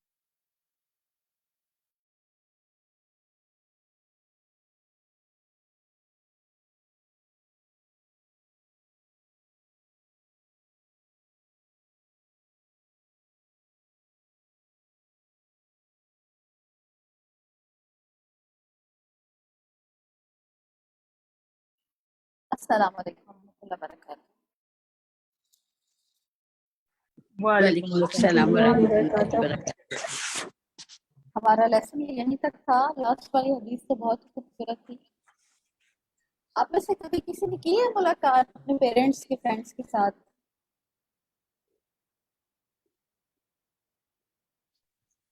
پوچھا سوال دوبارہ. ہاں، میں پوچھنا چاہ رہے تھے کبھی آپ نے اپنے والدین کے دوستوں کے ساتھ ملاقات کی ہے، مطلب ان کی زندگی میں یا ان کی جانے کے بعد؟ جی میم. جی کیسا آپ کو لگتا ہے تجربہ یہ؟ کیونکہ بہت اچھا بڑی لگتا بات ہے. جی ایسا لگتا ہے ان سے ہی ملا ہے دوبارہ سے، ان سے ملا ملاقات. ہے جی ایگزیکٹلی. اور صحیح اگر کہا. پیرنٹس زندہ ہوں تو وہ تو اتنے زیادہ خوش ہو جاتے ہیں نا، مطلب انہیں بڑی یہ بات ہوتی ہے کہ لائک میری مدر کو بہت زیادہ اس کا شوق ہوتا تھا کہ وہ اپنی کسی فرینڈ کے جیسے آفٹر میرج میں جاتی ہوں جب بھی، تو ان کو یہ بات بہت ہوتی ہے کہ میری فلاں سہیلی سے بھی مل لو اور میری اس سہیلی سے بھی مل لو. They feel very happy about it. لیکن اگر ہم حضرت عبداللہ بن عمر کو دیکھیں تو یہ کتنی بڑی بات ہے کہ اپنا گدھا بھی دے دیا، اپنا امامہ بھی دے دیا اتار کے. لیکن ہم تو خیر اتنا کچھ دینے والا ہمارا مزاج ہی نہیں ہے، لیکن انہوں نے جو کچھ یعنی کہ امپورٹنٹ تھی جو ساتھ لے کے جا رہے تھے سفر میں، وہ انہوں نے ان کو دے دی. ایک اور بات حضرت عبداللہ بن عمر کی یہ امامے کو پڑھ کے میرے ذہن میں آ رہی تھی کہ یہ نبی صلی اللہ علیہ وسلم کا بہت زیادہ اتباع کرنے والے تھے. ان کے بارے میں آتا ہے کہ جب یہ کوئی حدیث بیان کرتے اور جس حدیث میں آپ صلی اللہ علیہ وسلم بیان کر رہے تھے اور ان کے یعنی کہ گلے میں جو کاج ہوتے ہیں اس کا جو بٹن کھلا ہوتا تھا، تو جب حضرت عبداللہ بن عمر وہ حدیث بیان کیا کرتے تھے آگے تو وہ بھی اپنا بٹن کھول کے بیان کرتے تھے. اور امامہ سے مجھے یاد آیا کہ جب مکہ میں نبی صلی اللہ علیہ وسلم داخل ہوئے ہیں فتح مکہ والے دن، اس میں آتا ہے کہ آپ صلی اللہ علیہ وسلم نے اپنے سر پہ امامہ باندھا ہوا تھا. تو موسٹ پروبیبل یہ اس میں بھی نبی صلی اللہ علیہ وسلم کا اتباع کرتے ہوئے مکہ جاتے ہوئے اپنے سر پہ باندھا کرتے ہوں گے. کہ ان کے بارے میں ایک جگہ پہ یہ بھی آتا ہے کہ آپ صلی اللہ علیہ وسلم مدینہ سے مکہ کے سفر میں جس جگہ ٹھہر کے نماز پڑھتے تھے، صحیح بخاری کی بڑی لمبی حدیث ہے، اس میں آتا ہے وہاں پہ پڑھی، پھر وہاں پہ پڑھی، پھر یہ اس سے 2 کوس کے فاصلے پر، اور پھر اس کے پاس ایک درخت ہے اور پھر اس کے دائیں طرف اتنا زیادہ وہ اس اتباع میں آگے تھے، تو لیکن جب انہوں نے اپنے والد کے دوست کو دیکھا اور حضرت عمر کا دوست ویسے تھوڑی اس پہ بھی ہو سکتا ہے کسی پرانے دور میں دوست رہا ہو ان کا، کیونکہ بعد میں تو آپ خلیفہ بن گئے، لیکن وہ تو ایک بدو تھا، اور یہ بھی ہو سکتا ہے کہ ان کی دوستی قائم رہی ہو اس کے بعد بھی. جی شائستہ. نہیں استاد مجھے کچھ نہیں کہنا، میرا شاید پہلے کا کوئی ہاتھ اٹھا ہوا ہوگا. اوکے اوکے، پھر اپنا مائک آف کر دیجیے. جی توبہ آپ کچھ کہنا چاہ رہی ہیں؟ جی السلام علیکم ورحمۃ اللہ وبرکاتہ. میں یہ سوچ رہی تھی کہ جب اس کا ذکر آیا تھا نا، جب کہ وہ انہوں نے اپنا کہ جب لانگ، مجھے ایسی فیلنگ ہے کیونکہ گدھا اور امامہ انہوں نے ایسی چیزیں اپنے والد کے دوست کو دی تھی، تو ان چیزوں کو ہماری لائف میں ہم ان کو کوئی ویلیو نہیں کرتے تو شاید ہم اتنا نہیں سمجھ پائے. تو مجھے اس وقت ایک دم سے فیلنگ آئی کہ جیسے ہم امیجن کریں ہم کوئی بہت لانگ ڈرائیو پہ نکلے ہوں 3-4 گھنٹے کی، اور ہم نے اپنا ایک پیک کر رکھا ہو کہ یہ میرا فیوریٹ چاکلیٹ بار ہوگا، میرا فیوریٹ کافی مگ ہوگا، اور میرا یہ پلو ٹریول پلو ہوگا، میں یہ لگاؤں گی. اور ایک دم سے سوچیں سفر کے دوران آپ کی گاڑی کہیں رکے اور ایک دم آپ کی ماں یا جو فادر ہیں ان کے کوئی ایک دم فرینڈ آ جائے اور وہ آپ کہتے اور آپ ان کو اپنی جو بیسٹ چیز ہے وہ اٹھا کے دے دیں، تو پھر ہم اس چیز کو ریلیٹ کر سکتے ہیں اپنی لائف کے ساتھ کہ کس طرح انہوں نے جو ہے نا حدیث پہ عمل کرنے کے لیے جو ہے یعنی وہ راحت فرماتے تھے اس گدھے پہ. ہم دیکھتے ہیں تو ہم اس کو ریلیٹ کریں کہ ایک دم سے ہم اٹھا کے اپنی وہ فیوریٹ چیز ان کو دے دیں، یہ لیں آپ بھی ٹریول کر لیں، آپ لے لیں. تو یہ چیز ہے کہ وہ حدیث کے لیے عمل کرنے کے خاطر انہوں نے اپنی فیوریٹ ترین چیز، یعنی کہ ان کے کمپینینز جو ہے وہ حیرت تھے، شاکڈ کہ یہ آپ نے کیا کر دیا. حالانکہ صحابہ بھی بہت ہی نیک افراد تھے، ان کے جو ابن عمر کے جو آس پاس جو دیگر افراد تھے وہ بھی آف کورس سلف صالحین، ان کا تقوی کا معیار کتنا زیادہ ہوگا یعنی، لیکن ان کا عمل جو تھا وہ اس سے بھی زیادہ بڑا تھا. ایگزیکٹلی، بہت اچھا آپ نے اس کی ایگزامپل دی ہے کہ اسپیشلی ٹریول کرتے ہوئے کچھ چیزوں کی ہمیں خاص طور پہ عادت ہوئی ہوتی ہے، اور ہم جن کی عادت ہے ہم وہ چیزیں اگر دے دیں کسی کو جو ہم اپنے کمفرٹ کے لیے ہم اپنے ساتھ رکھ رہے ہیں، تو وہ دینا اس کو ہم زیادہ اچھے سے ریلیٹ کر سکتے ہیں بنسبت اس کو کہ جب ہم سوچتے ہیں کہ گدا دے دیا یا امامہ دے دیا، یا آپ یہ کہہ لیں کہ فار ایگزامپل آپ کسی یعنی کہ ایسی پلیس پر ہیں جیسے آپ گھومنے چلے گئے مری یا اس طرح کی جگہ پر، اور پھر آپ نے جو اپنے لیے کوئی سردی سے بچنے کے لیے ڈریس تھا، آپ کی چادر تھی، وہ آپ نے اتار کے دے دی کہ آپ لے لیں، آپ بھی تو آپ کو ضرورت، یعنی کہ ایسے ایز اے گفٹ دے دی. You like it. جی شائستہ.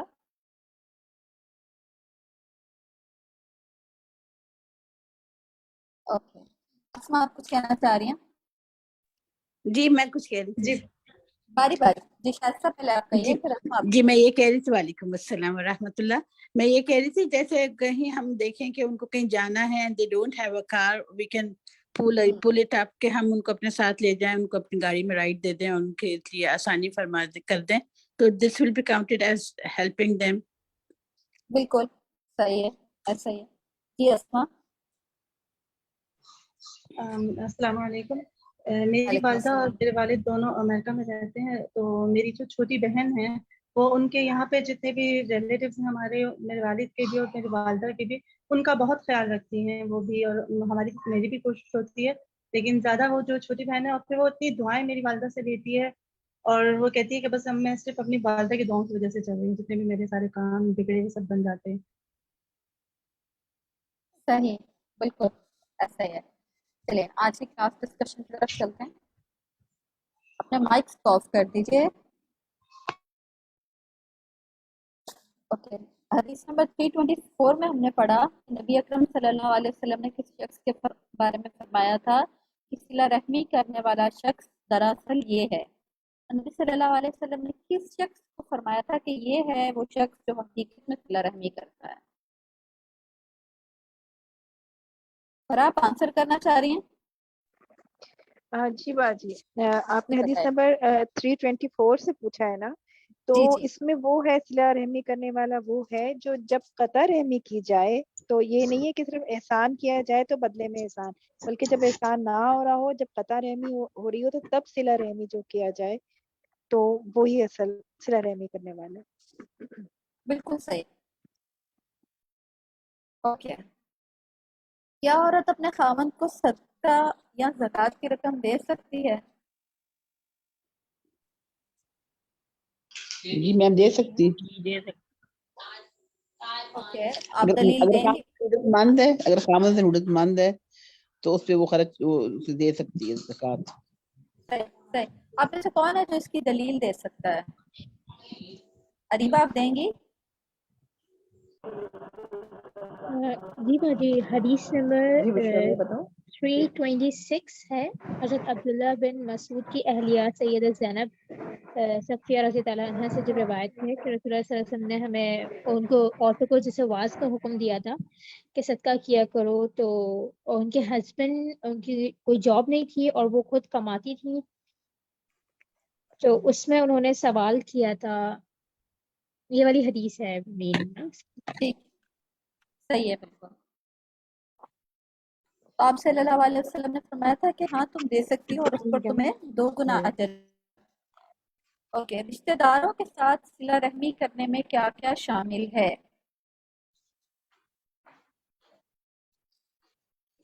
اوکے سائرہ.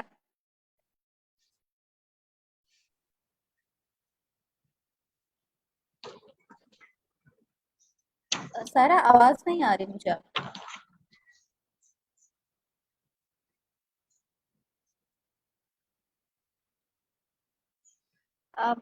یا ہم اس سوال کو ایسے دیکھ سکتے ہیں کہ ہم رشتہ داروں کے ساتھ صلہ رحمی کن کن طریقوں سے کر سکتے ہیں.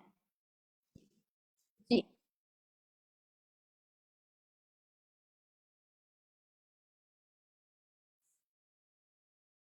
اور کسی کو جواب نہیں آ رہا؟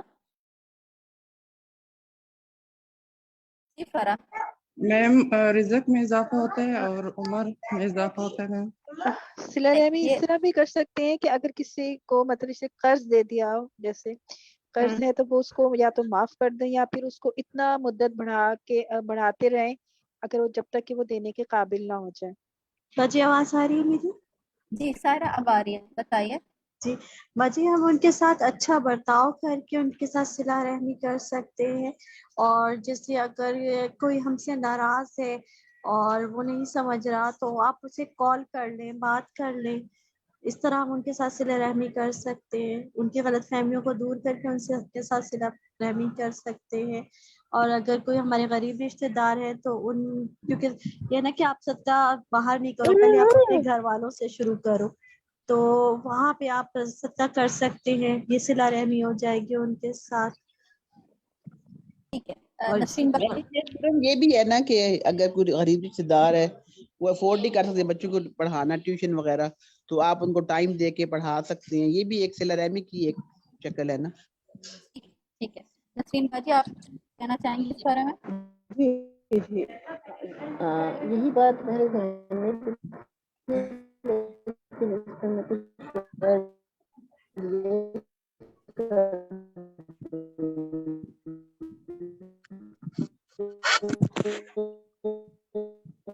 آپ کے شاید انٹرنیٹ میں ایشو ہو رہا ہے. جس طرح ہوتے ہیں اور بہت کچھ لوگوں کے ساتھ اچھا برتاؤ اچھا لگتا ہے. سب سے زیادہ جو مستحق ہوتے ہیں ہمارے رشتے دار ہوتے ہیں. بہت ایشو ہے, بہت مشکل ہے. جی جی رشتہ آواز بہت کٹ کٹ کر آ رہی ہے. آپ کا کوشچن سمجھ آ گیا لیکن لوگوں کا آنسر نہیں سمجھ میں آ رہا. جی میرا خیال ہے کسی کا انٹرنیٹ خراب ہے, باقی آواز آ رہی ہے مجھے. میں کچھ کہہ سکتی ہوں؟ السلام علیکم. جی جی وعلیکم السلام ورحمۃ اللہ. جی کہیے. جی ایک تو یہ کہ اگر ظاہر جو رشتے دار ہوتے ہیں سب کے حالات کا پتہ ہی ہوتا ہے. جو اس طرح کوئی رشتے دار ہیں جن کو ضرورت ہے ان کا منتھلی وظیفہ بھی مقرر کیا جا سکتا ہے, اور یہ کسی اور کے تھرو بھی کر سکتے ہیں. جیسے میرے بھائی نے کسی ان کو بتایا ہوا نہیں ہے کہ وہ دیتا ہے, لیکن کسی اور ریلیٹیو کے تھرو دیتا ہے. اور ویری گڈ آئیڈیا کہ آپ کسی اور کے تھرو دے دیں تاکہ دوسرا بندہ فیل بھی نہ کرے. صحیح. جی فرحین.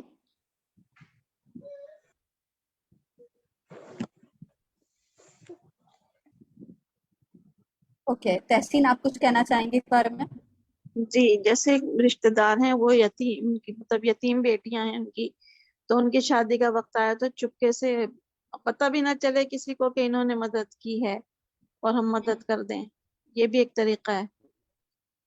اچھا شادی کے علاوہ فوتگی پر بھی بڑا جی امپورٹنٹ پوائنٹ ہے, اسپیشلی جیسے اب ہم کراچی جیسے شہر میں رہتے ہیں یا اور بہت سارے جو میٹروپولیٹن سٹیز ہیں، ان میں آپ کو اندازہ ہوگا کہ ایون کسی کو بندہ فوت ہوتا ہے اس کو بھی بڑا خرچہ ہے. ایون یہ نہیں کہ صرف آپ اس کی کل خانی اور اس کا ہے، بلکہ اس فرسٹ ڈے کا بھی اچھا خاصا خرچہ ہے. اس آپ کو ایک تو وہ بس ارینج کرنی ہے، پھر آپ کو قبر کے لیے جگہ خریدنی ہے، پھر آپ کو اس کے لیے باقی جتنی چیزیں ہیں وہ ساری کی ساری مینیج کرنی ہے. تو اس پہ بھی دوسرے رشتے داروں کی ایسے موقع پہ لازمی دیکھنا چاہیے کہ آپ کو اگر کوئی عزیز آپ کو معلوم ہوتا ہے کہ ان کے حالات ایسے ہیں، ان کے گھر میں اگر کوئی فوتی ہو جائے تو شور کیے بغیر خاموشی کے ساتھ آپ ان کی ہیلپ کرتے ہیں.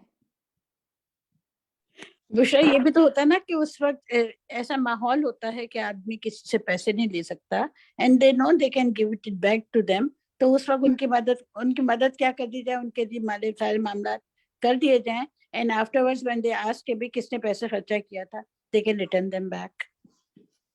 بالکل وہ بڑا ٹف ٹائم ہوتا ہے. میں یہی پوائنٹ کہنا چاہ رہی تھی کہ خاص طور پہ جو خوشی کے معاملے کے علاوہ جو یہ اس طرح کے ہوتے ہیں جیسے کسی کی موت ہو جائے، تو اکثر گھروں میں ایسا بھی ہو سکتا ہے کہ جہاں کوئی پیچھے پھر مرد نہ رہے تو obviously اگر وہ عدت میں رہیں گی تو وہ خود تو ساری عورتیں گھر کی کام نہیں کر سکیں گی. جیسے میرے گھر میں خود ایک ایگزامپل ہے کہ کوئی مرد نہیں ہے. میرے فادر کی جب ڈیتھ ہوئی تھی تو سارے رشتے داروں نے خود ہی کیا تھا، کسی نے کچھ نہیں پوچھا. they just divided responsibilities on their own.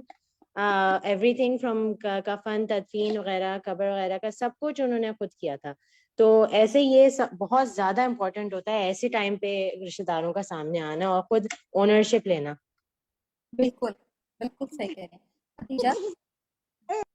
ابھی بیماری اور تکلیف میں بھی تو مدد کی جا سکتی ہے نا.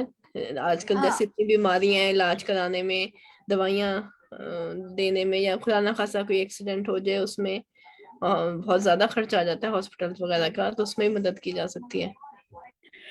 بشرا میں ایک چیز ایڈ کروں گی کہ میری مدر الحمدللہ ویل آف تھی، تو ان کے بھائی لوگ جو کمزور حالت میں تھے تو انہوں نے ڈاکٹر کو بول کے رکھا ہوا تھا کہ جب یہ آئیں گے تو ان کو دوا دے دینا. صحیح صحیح. اور باجی ایک بات اور بولنا چاہوں گی. سم ٹائم یہ بھی ہوتا ہے کہ ہم دوسروں کے مسئلوں میں بھی نہیں بولنا چاہتے یا کسی کو اچھا مشورہ بھی نہیں دینا چاہتے، یہ سوچتے ہوئے کہ پتہ نہیں ہماری بات سمجھ میں آئے گی نہیں آئے گی، یا وہ ہمیں صحیح سمجھیں گے یا نہیں سمجھیں گے. تو یہ بھی صلہ رحمی ہے کہ اگر آپ کسی کے بارے میں یا کسی چیز کو بہتر سمجھتے ہیں کہ وہ وہاں پہ صحیح نہیں کر رہا یا وہ اس کو گائیڈ لائن اچھی نہیں مل پا رہی، تو آپ اس کو اچھا اور بہترین مشورہ دے دیں، اس کی رہنمائی کر دیں. تو یہ بھی آپ کے اپنے رشتہ داروں کے ساتھ صلہ رحمی ہوگی. کیونکہ آپ نے دیکھا تھا سازا نے بولا تھا نا کہ انہوں نے اپنا بیرہا کا باغ دیا اور اپنے چچا زاد کو دیا. تو اپنے رشتہ داروں کے لیے اچھا سوچنا اور اچھا کرنا یہ بہت تھوڑا سا مشکل لگتا ہے عام طور پہ لوگوں کو، اور سسرالی رشتہ داروں میں بھی اسپیشلی یہ چیز ہوتی ہے کہ نہیں کرتے لوگ نا.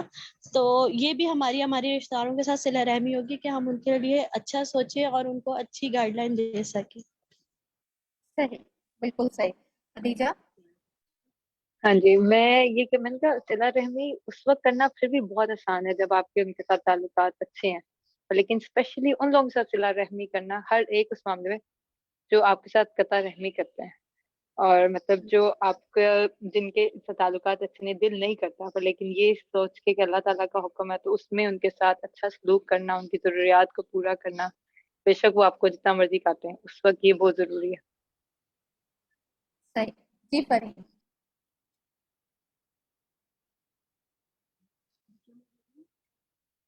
سرین آپ کو آواز آ رہی ہے؟ جی جی آ رہی جی میں سوری غلطی سے اٹھا تھا. اوکے ٹھیک، ڈاؤن کر لیں. تو آپ کچھ کہنا چاہ رہی تھی اس کے بارے میں؟ جی میں نے ویسے چیک میں بھی لکھے. ایک اور چیز یہ ہوتی ہے کہ اگر ہمارے بعض رشتے دار جو ہیں وہ غریب ہیں، بعض امیر ہیں، تو ہم ان کو نا ڈفرینٹ طریقے سے جو ہے نا وہ انٹرٹین کرتے ہیں. ان کے لیے ڈفرینٹ طرح کی کراکری اور ہمارے پاس جو ہے نا وہ ڈنر سیٹ ہوگا، اور ان کو تحفے تحائف میں بھی ہم ان کو کہتے ہیں کوئی سستا سا بھی چل جائے گا. اور جو ہمارے دوسرے امیر ہیں ان کے لیے جو ہے نا تو ان کی ہم یعنی اسٹیٹس دیکھ کے تحفے تحائف دیتے ہیں، اسٹیٹس دیکھ کے مہمان نوازی کے جو ہمارے طور طریقے ملنا ملانا ہوتا ہے نا وہ اس حساب. تو اس میں بھی اگر ہم جو ہے نا اگر ہم اللہ کے خاطر کریں تو ہم بیسٹ کریں گے.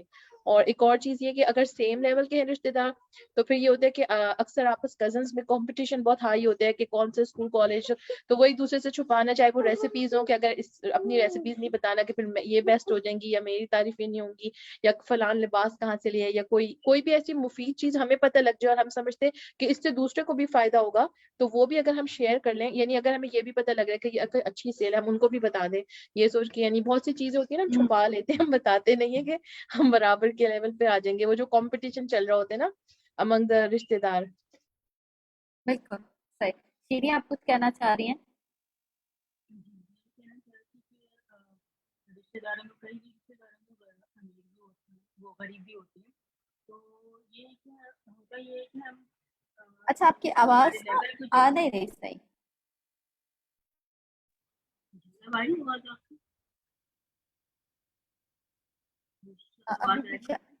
شاید آپ کے تھوڑا انٹرنیٹ میں ایشو ہے، آپ چیٹ میں لکھ کے بھیج دیجیے آنسر، ٹھیک ہے؟ چلیے آگے چلتے ہیں. اوکے. کیا والدین کے کہنے پر بیوی کو طلاق دے دینی چاہیے؟ ہم نے یہ پڑھا، 2 احادیث پڑھی ہم نے آج ایسی، حدیث نمبر 335 اینڈ حدیث نمبر 336. تو کیا ان احادیث سے یہ بات ثابت ہو رہی ہے کہ اگر آپ کے والدین کہیں آپ اپنی بیوی کو چھوڑ دیں، یا وائس ورسا بھی کہہ سکتے ہیں کہ آپ کے والدین چاہیں اور آپ اپنے ہسبینڈ سے ڈائیورس لے لیں، کیا اس کا یہ مطلب ہے؟ جی سائرہ. جی باجی اگر اس حدیث کے روح سے دیکھا جائے نا تو یہ حضرت عمر کی ایک ذاتی مثال ہے نا، اور بات میں تو نبی صلی اللہ علیہ وسلم کسی کو ایسے حکم تو نہیں دیا نا، بہت سارے اس میں تو وہاں پہ کوئی ایسے مسئلے مسائل تھے جس کی بنیاد پہ وہ حکم دیا گیا، تو اس حدیث کو لے کے یہ بات دلیل نہیں بنائی جا سکتی کہ آپ اچھا نیک سیرت بیوی ہے آپ کیوں اسے خواہ طلاق دیں گے. ٹھیک ہے. باجی کوئی میری اور بات آ کچھ؟ رہی ہے؟ جی آ رہی ہے. کوئی اور کچھ کہنا چاہے اس کے بارے میں؟ جی نسرین باجی. جی اس میں یہی بات مجھے بھی یہی سمجھ میں آئی تھی کہ جیسے ہمیں یہ بھی بتایا گیا حدیث میں کہ ماں باپ کی ہر بات ماننی ہے اور ان کو اوبے کرنا ہے، ان کی اطاعت کرنی ہے، لیکن ان کاموں میں نہیں جو اللہ کے نافرمانی کے کام ہیں. اور حدیث یہ ہمیں بتاتی ہے کہ جو حلال کام ہے اس میں سب سے زیادہ ناپسندیدہ کام ہے طلاق کا. تو اگر بیجا اس طرح کا کوئی مطالبہ ہو جس کی کوئی وجہ بھی نہ بنتی ہو تو پھر ہمیں اس موقع پر ماں باپ کی اطاعت کا حکم نہیں ہے، الا یہ کہ کوئی ایسی وجہ بن رہی ہے اور جس میں کہ واقعی وہ ہے یہ بات صحیح درست ہے کہ ہم طلاق دے دیں، تو پھر تو اس چیز کو ہم مان سکتے ہیں، اس حکم کو مان سکتے ہیں، ورنہ تو مطلب غلط بات ہو جائے گی، اللہ کو بھی ناراضگی کا کام ہو جائے گا. صحیح، ایسا ہی ہے. والدین کی ان امور میں اطاعت فرض ہے جس کو اللہ تعالیٰ اور رسول اکرم صلی اللہ علیہ وسلم نے فرض قرار دیا ہے. اس میں اصل بات یہی ہے کہ وہ والدین کا جو مشورہ ہے یا جو وہ ایڈوائس ہے جس کو ہم کہہ سکتے ہیں کہ ان کی طرف سے جو ایڈوائس آئی ہے اس کی جو ریزن ہے اس کی بنیاد پر ڈیسیژن کیا جا سکتا ہے. اور یہ جو ایڈوائس ہے یہ لائک کا مشورہ ہے، اس کی یہ ایک فرض نہیں ہے بلکہ ایک مشورہ ہے کہ اگر آپ چاہیں تو آپ قبول کر لیں اور چاہیں تو نہ بھی کریں. لیکن دیکھنا ظاہر ہے جب بھی ہمیں بھی کوئی کسی بھی معاملے میں کوئی مشورہ ملتا ہے تو ہم بیسیکلی یہی دیکھتے ہیں کہ وہ ہمیں مشورہ کیوں دیا گیا ہے اور ہم اس سے کیا فائدے حاصل ہوں گے. تو یہ پرسن اپنے اوپر ہے کہ اگر اسے لگ رہا ہے کہ میرے والدین جو بات کر رہے ہیں وہ درست ہے، اس کی بنیاد درست ہے اور واقعی اس خاتون کے ساتھ یا اس آدمی کے ساتھ زندگی گزارنی میرے لیے بہت زیادہ پرابلمس کا باعث بنے گی، تو ایسا کیا جا سکتا ہے. لیکن اگر اسباب کچھ اور ہیں تو پھر والدین کو سمجھانے کی ضرورت ہے بنسبت اس کے کہ آپ اپنی بیوی کو چھوڑیں یا اپنے خاوند کو چھوڑنے کی بات کریں.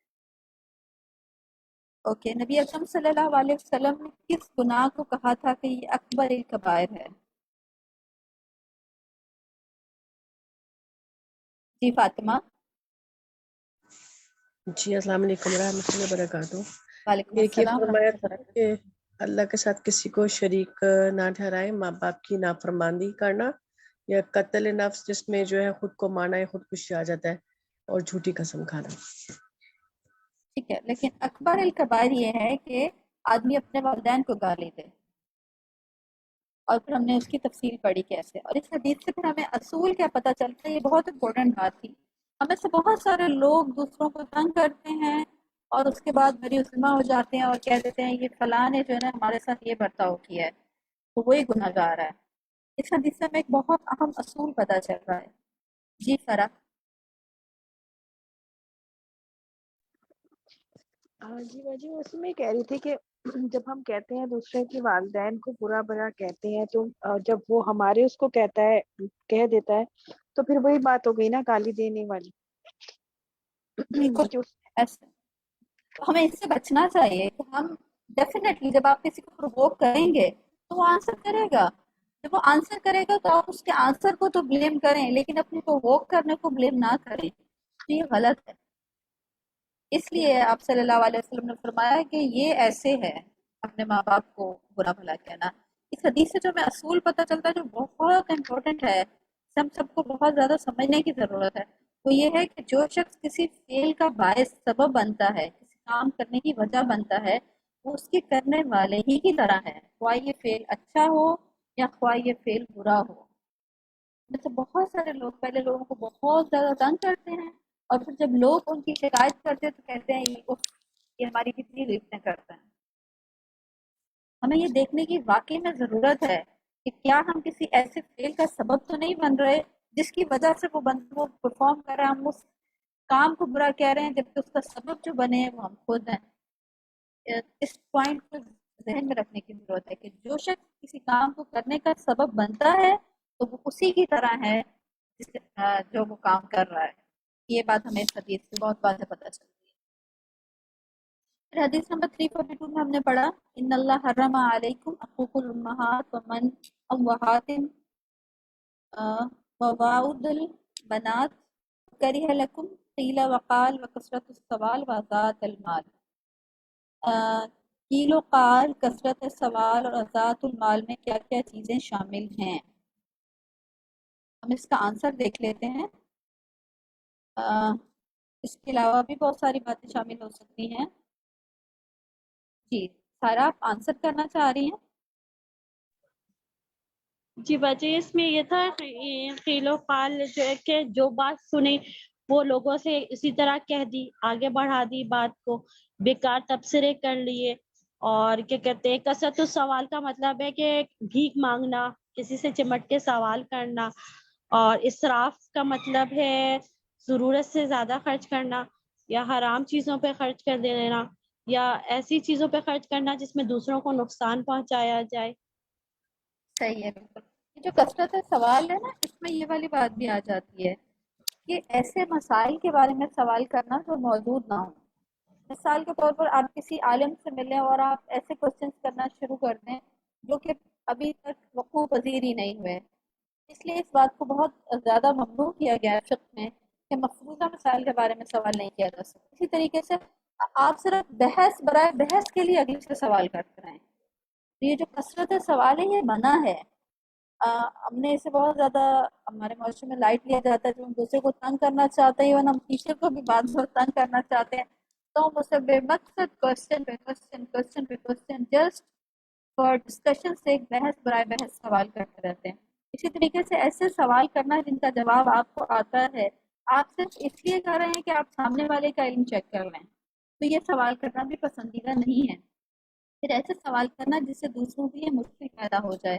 نبی صلی اللہ علیہ وسلم نے فرمایا تھا کہ وہ مومن جو ہے اس کے اوپر یعنی کہ سب سے بڑا مومنوں میں سے مجرم وہ ہے کہ جس کے سوال کرنے کی وجہ سے مسلمانوں پر کوئی چیز حرام ہو گئی جبکہ اس سے پہلے وہ حلال تھی لیکن اس سے بار بار سوال کرتا رہا. اس کے بارے میں روایت میں آتا ہے کہ ایک شخص نے نبی صلی اللہ علیہ وسلم سے پوچھا کہ کیا ہر سال حج کرنا فرض ہے. اس طریقے سے شاید اس نے 2 سے 3 بار پوچھا تو نبی صلی اللہ علیہ وسلم نے اس کو جواب نہیں دیا. تو پھر آپ نے فرمائی بھی یہ بات کہ اگر میں ہاں کہہ دیتا تو ہو سکتا ہے کہ وہ پھر ہر سال فرض ہو جاتا. اس لیے ایسے سوال کرنا ناپسندیدہ ہے. آپ جیسے ہم کسی جگہ پہ اکٹھے کام کر رہے ہیں اینڈ یو نو کہ اگر میں نے یہ کوشچن کیا اور اس کا نتیجہ آ جائے گا ایسا کہ پھر باس جو ہے آپ کا یا جو آپ جو بھی آپ کا انچارج ہے تو آپ کو ایک اور ایسا کام بتا دیں گے جس کا آپ کو بظاہر کوئی فائدہ نظر نہیں آ رہا لیکن سب امپلائیز کے اوپر یا سب جو لوگ کام کر رہے ہیں ان کے انڈر ان کے لیے ایک ایکسٹرا بلا وجہ کی ذمہ داری پیدا ہو جائے گی. اس لیے بہتر یہ ہے کہ آپ وہ سوال نہ کریں. ایسا سوال کرنا جس سے دوسروں کی مشکل پیدا ہو جائے. اسی طریقے سے فیملی میں بھی، فیملی میٹرز میں بھی ایسے سوال مت کریں گھر کے بزرگوں سے جس سے باقی لوگوں کے لیے زندگی ٹف ہو جائے. اور پھر اذاعت المال میں جیسا آپ نے بتایا کہ یہ ساری چیزیں آ جاتی ہیں، اور اس میں ایک چیز یہ بھی آ جاتی ہے کہ اپنا مال بے وقوفوں سے سپورٹ کر دینا اور وہ اس کو مینیج نہ کر پائیں اور پھر اس کو ضائع کر دیں. وقت دیکھ لیتے ہیں ہم آج کے سبق میں موجود آیات کی تلاوت کریں، سبق میں موجود احادیث کو عربی میں پڑھیں، قرابت داروں کے ساتھ اپنے معاملات کا جائزہ لیں اور ان کے حقوق ادا کرنے کی کوشش کریں، اور صدقہ خیرات کرتے وقت اپنے عزیز و اقارب کو اولویت دیں. ہم اپنی دعا کلاس کی طرف چلتے ہیں. سلام. السلام علیکم ورحمۃ اللہ وبرکاتہ. وعلیکم السلام ورحمۃ اللہ. وعلیکم السلام. کیا حال ہے آپ سب کے؟ الحمدللہ. جی الحمدللہ. الحمدللہ. پہلے پچھلی دعا سن لیتے ہیں آپ سے، پھر انشاءاللہ آگے چلیں گے. ہم لاسٹ کلاس میں ہم نے عافیت کی دعا یاد کی تھی، دنیا اور آخرت میں عافیت کی دعا. آپ میں سے کس کس نے وہ دعا یاد کر لی؟ ہینڈ ریز کر کے بتائیے گا.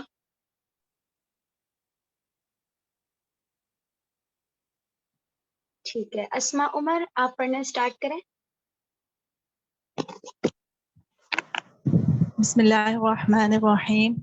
اللہم انی اسألک العفو والعافیت فی الدنیا والآخرہ.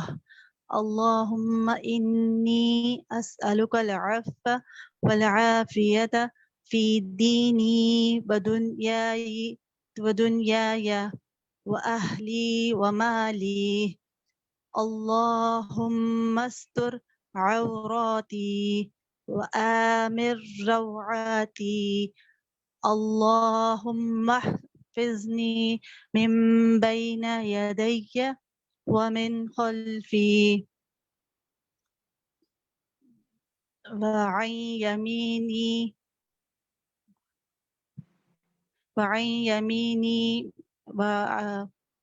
وعن یساری. نہیں، ومن خلفی وعن یمینی. آگے. وعن شمالی ومن فوقی ومن تحتی عظمتک بأن اغتال من تحتی. ٹھیک ہے، بارک اللہ فیکی. یہ جو آخری لائن آپ نے پڑھی اس کو دوبارہ سے دیکھ لیجیے گا، یہاں سے آپ کو ٹھیک سے یاد نہیں ہے. وَأَعُوذُ بِعَظْمَتِكَ أَنْ أُغْتَالَ مِن تَحْتِي. ایسے ہوگا. ٹھیک ہے. اور اللہم احفظنی ہے، اللہم احفظنا نہیں. من بین یدی ہے، من بین یدی. ایسا کچھ آپ نے پڑھا تھا، حرکت بدل دی تھی. ٹھیک ہے، اس کو دوبارہ سے پکا کر لیجیے گا. انشاءاللہ. بارک اللہ فیک. ٹھیک ہے، فرح عقیل آپ سنائیں. اللهم إني أسألك العافية في الدنيا والآخرة. اللهم إني أسألك العفو والعافية في ديني ودنياي وأهلي ومالي. اللهم استر عوراتي وآمن روعاتي. اللهم احفظني من بين يدي ومن خلفي وعن يميني وعن شمالي ومن فوقي وأعوذ بعظمتك أن أغتال من تحتي. بارک اللہ فیک. اللہم احفظنی ہے، اللہم احفظنی نہیں. جی عائشہ نیز آپ پڑھیں. جی اعوذ باللہ من الشیطان الرجیم. بسم اللہ الرحمن الرحیم. اللہم انی اسألک العافیۃ فی الدنیا والآخرہ. اللہم انی اسألک العفو والعافیہ فی دینی و دنیای و اہلی و مالی. اللہم استر عوراتی و آمن روعاتی. اللہم حافظنی من بین یدی و من خلفی وعن یمینی وعن شمالی ومن فوقی وأعوذ بعظمتک ان اغتال من تحتی. بارک اللہ فیکم. ٹھیک ہے، چلیں اگلی دعا کی طرف ہم چلتے ہیں انشاءاللہ، جو رہ گئے ان سے نیکسٹ ٹائم سنا جائے گا. اچھا آگے آج جو ہم پڑھیں گے وہ سورہ اخلاص، سورۃ الفلق اور سورۃ الناس ہے. ٹھیک ہے، سب سے پہلے ہم سورۃ الاخلاص کو پڑھتے ہیں. اعوذ باللہ من الشیطان الرجیم.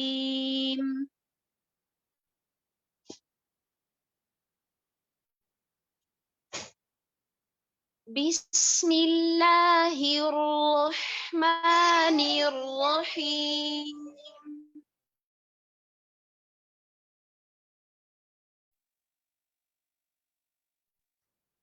قل هو اللہ احد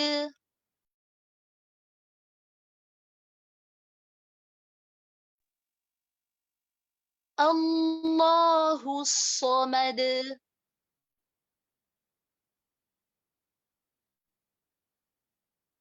لم یلد ولم یولد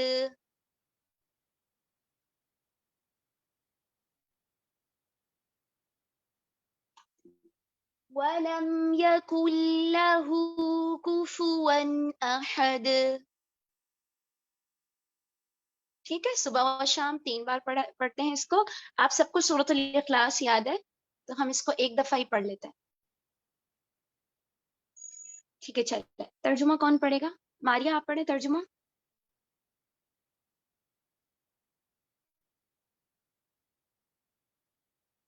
ماریا آپ کا ہینڈ ریس ہے. جی میں پڑھتی ہوں، لیکن ایکچولی میرا نا نیٹ بہت ڈسٹارٹیڈ ہے، میری بار بار ڈسکنیکٹ ہو رہی ہے کلاس نا. میں اچھا quickly چلیے ٹھیک ہے، پھر ہم میں پڑھ دوں؟ کسی اور سے پڑھوا لیں. شائستہ ضیا آپ پڑھیں. جی السلام علیکم. السلام. کہہ دیجئے کہ وہ اللہ ایک ہے، اللہ بے نیاز ہے، نہ اس سے کوئی پیدا ہوا اور نہ ہی وہ کسی سے پیدا ہوا اور نہ ہی کوئی اس کا ہمسر ہے. ٹھیک ہے، جزاک اللہ خیر.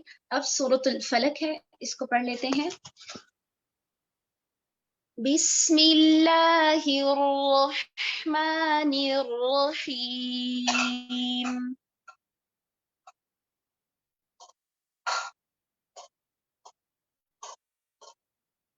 قل اعوذ برب الفلق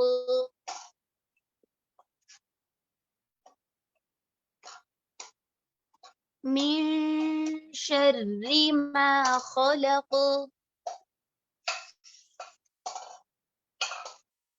ومن شر غاسق إذا وقب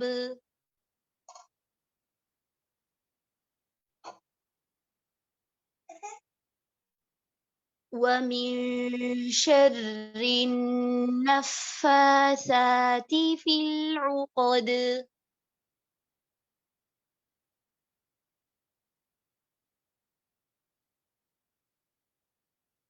ومن شر حاسد إذا حسد.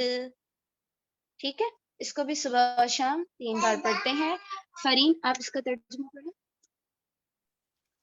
کہہ دیجئے میں صبح کے رب کی پناہ چاہتا ہوں ہر اس چیز کے شر سے جو اس نے پیدا کی ہے، اور اندھیری رات کی تاریکی کے شر سے جب وہ پھیل جائے، اور گروہ میں پھونکنے والیوں کے شر سے اور حسد کرنے والے کے شر سے جب وہ حسد کرے. ٹھیک ہے، جزاک اللہ خیر. اب سورۃ الناس کو دیکھ لیں.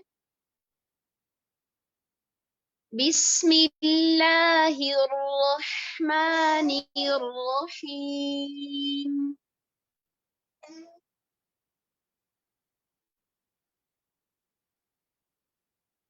قل اعوذ برب الناس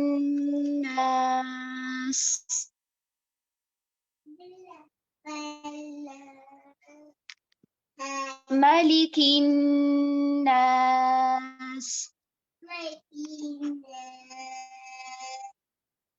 إله الناس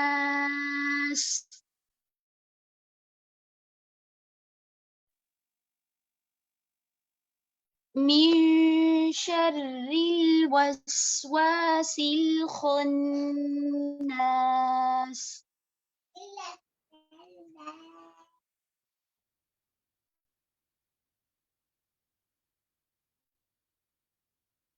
الذي يوسوس في صدور الناس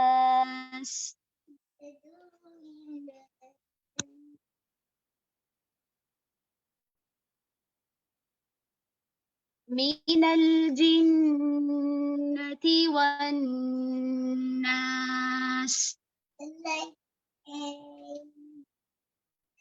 سورة الإخلاص، سورة الفلق اور سورة الناس، ان تینوں سورتوں کو صبح و شام 3 بار پڑھا جاتا ہے. ٹھیک ہے، سورة الناس کا ترجمہ دیکھ لیتے ہیں. سائرہ ذیشان آپ پڑھیے گا. کہہ دیجئے میں لوگوں کے رب کی پناہ چاہتا ہوں، لوگوں کے مالک کی، لوگوں کے معبود کی، وسوسہ ڈالنے والے، بار بار پلٹ کر آنے والے کے شر سے. وہ لوگوں کے سینوں میں وسوسہ ڈالتا ہے، جنوں اور انسانوں میں سے. ٹھیک ہے، جزاک اللہ خیر. اچھا، سورۃ الناس اور سورۃ الفلق کے بارے میں آتا ہے کہ جو کوئی صبح اور شام ان کو 3 بار کہے تو یہ ہر چیز سے تمہاری کفایت کریں گے، یعنی یہ ہر چیز سے کافی ہو جائیں گے. ٹھیک ہے، ان کی فضیلت ہے یہ. یہی تک رکھتے ہیں ہم. بارک اللہ فیکم. سبحانک اللہم و بحمدک، اشہد ان لا الہ الا انت، استغفرک و اتوب الیک. آمین. السلام علیکم ورحمۃ اللہ وبرکاتہ. وعلیکم السلام ورحمۃ اللہ وبرکاتہ.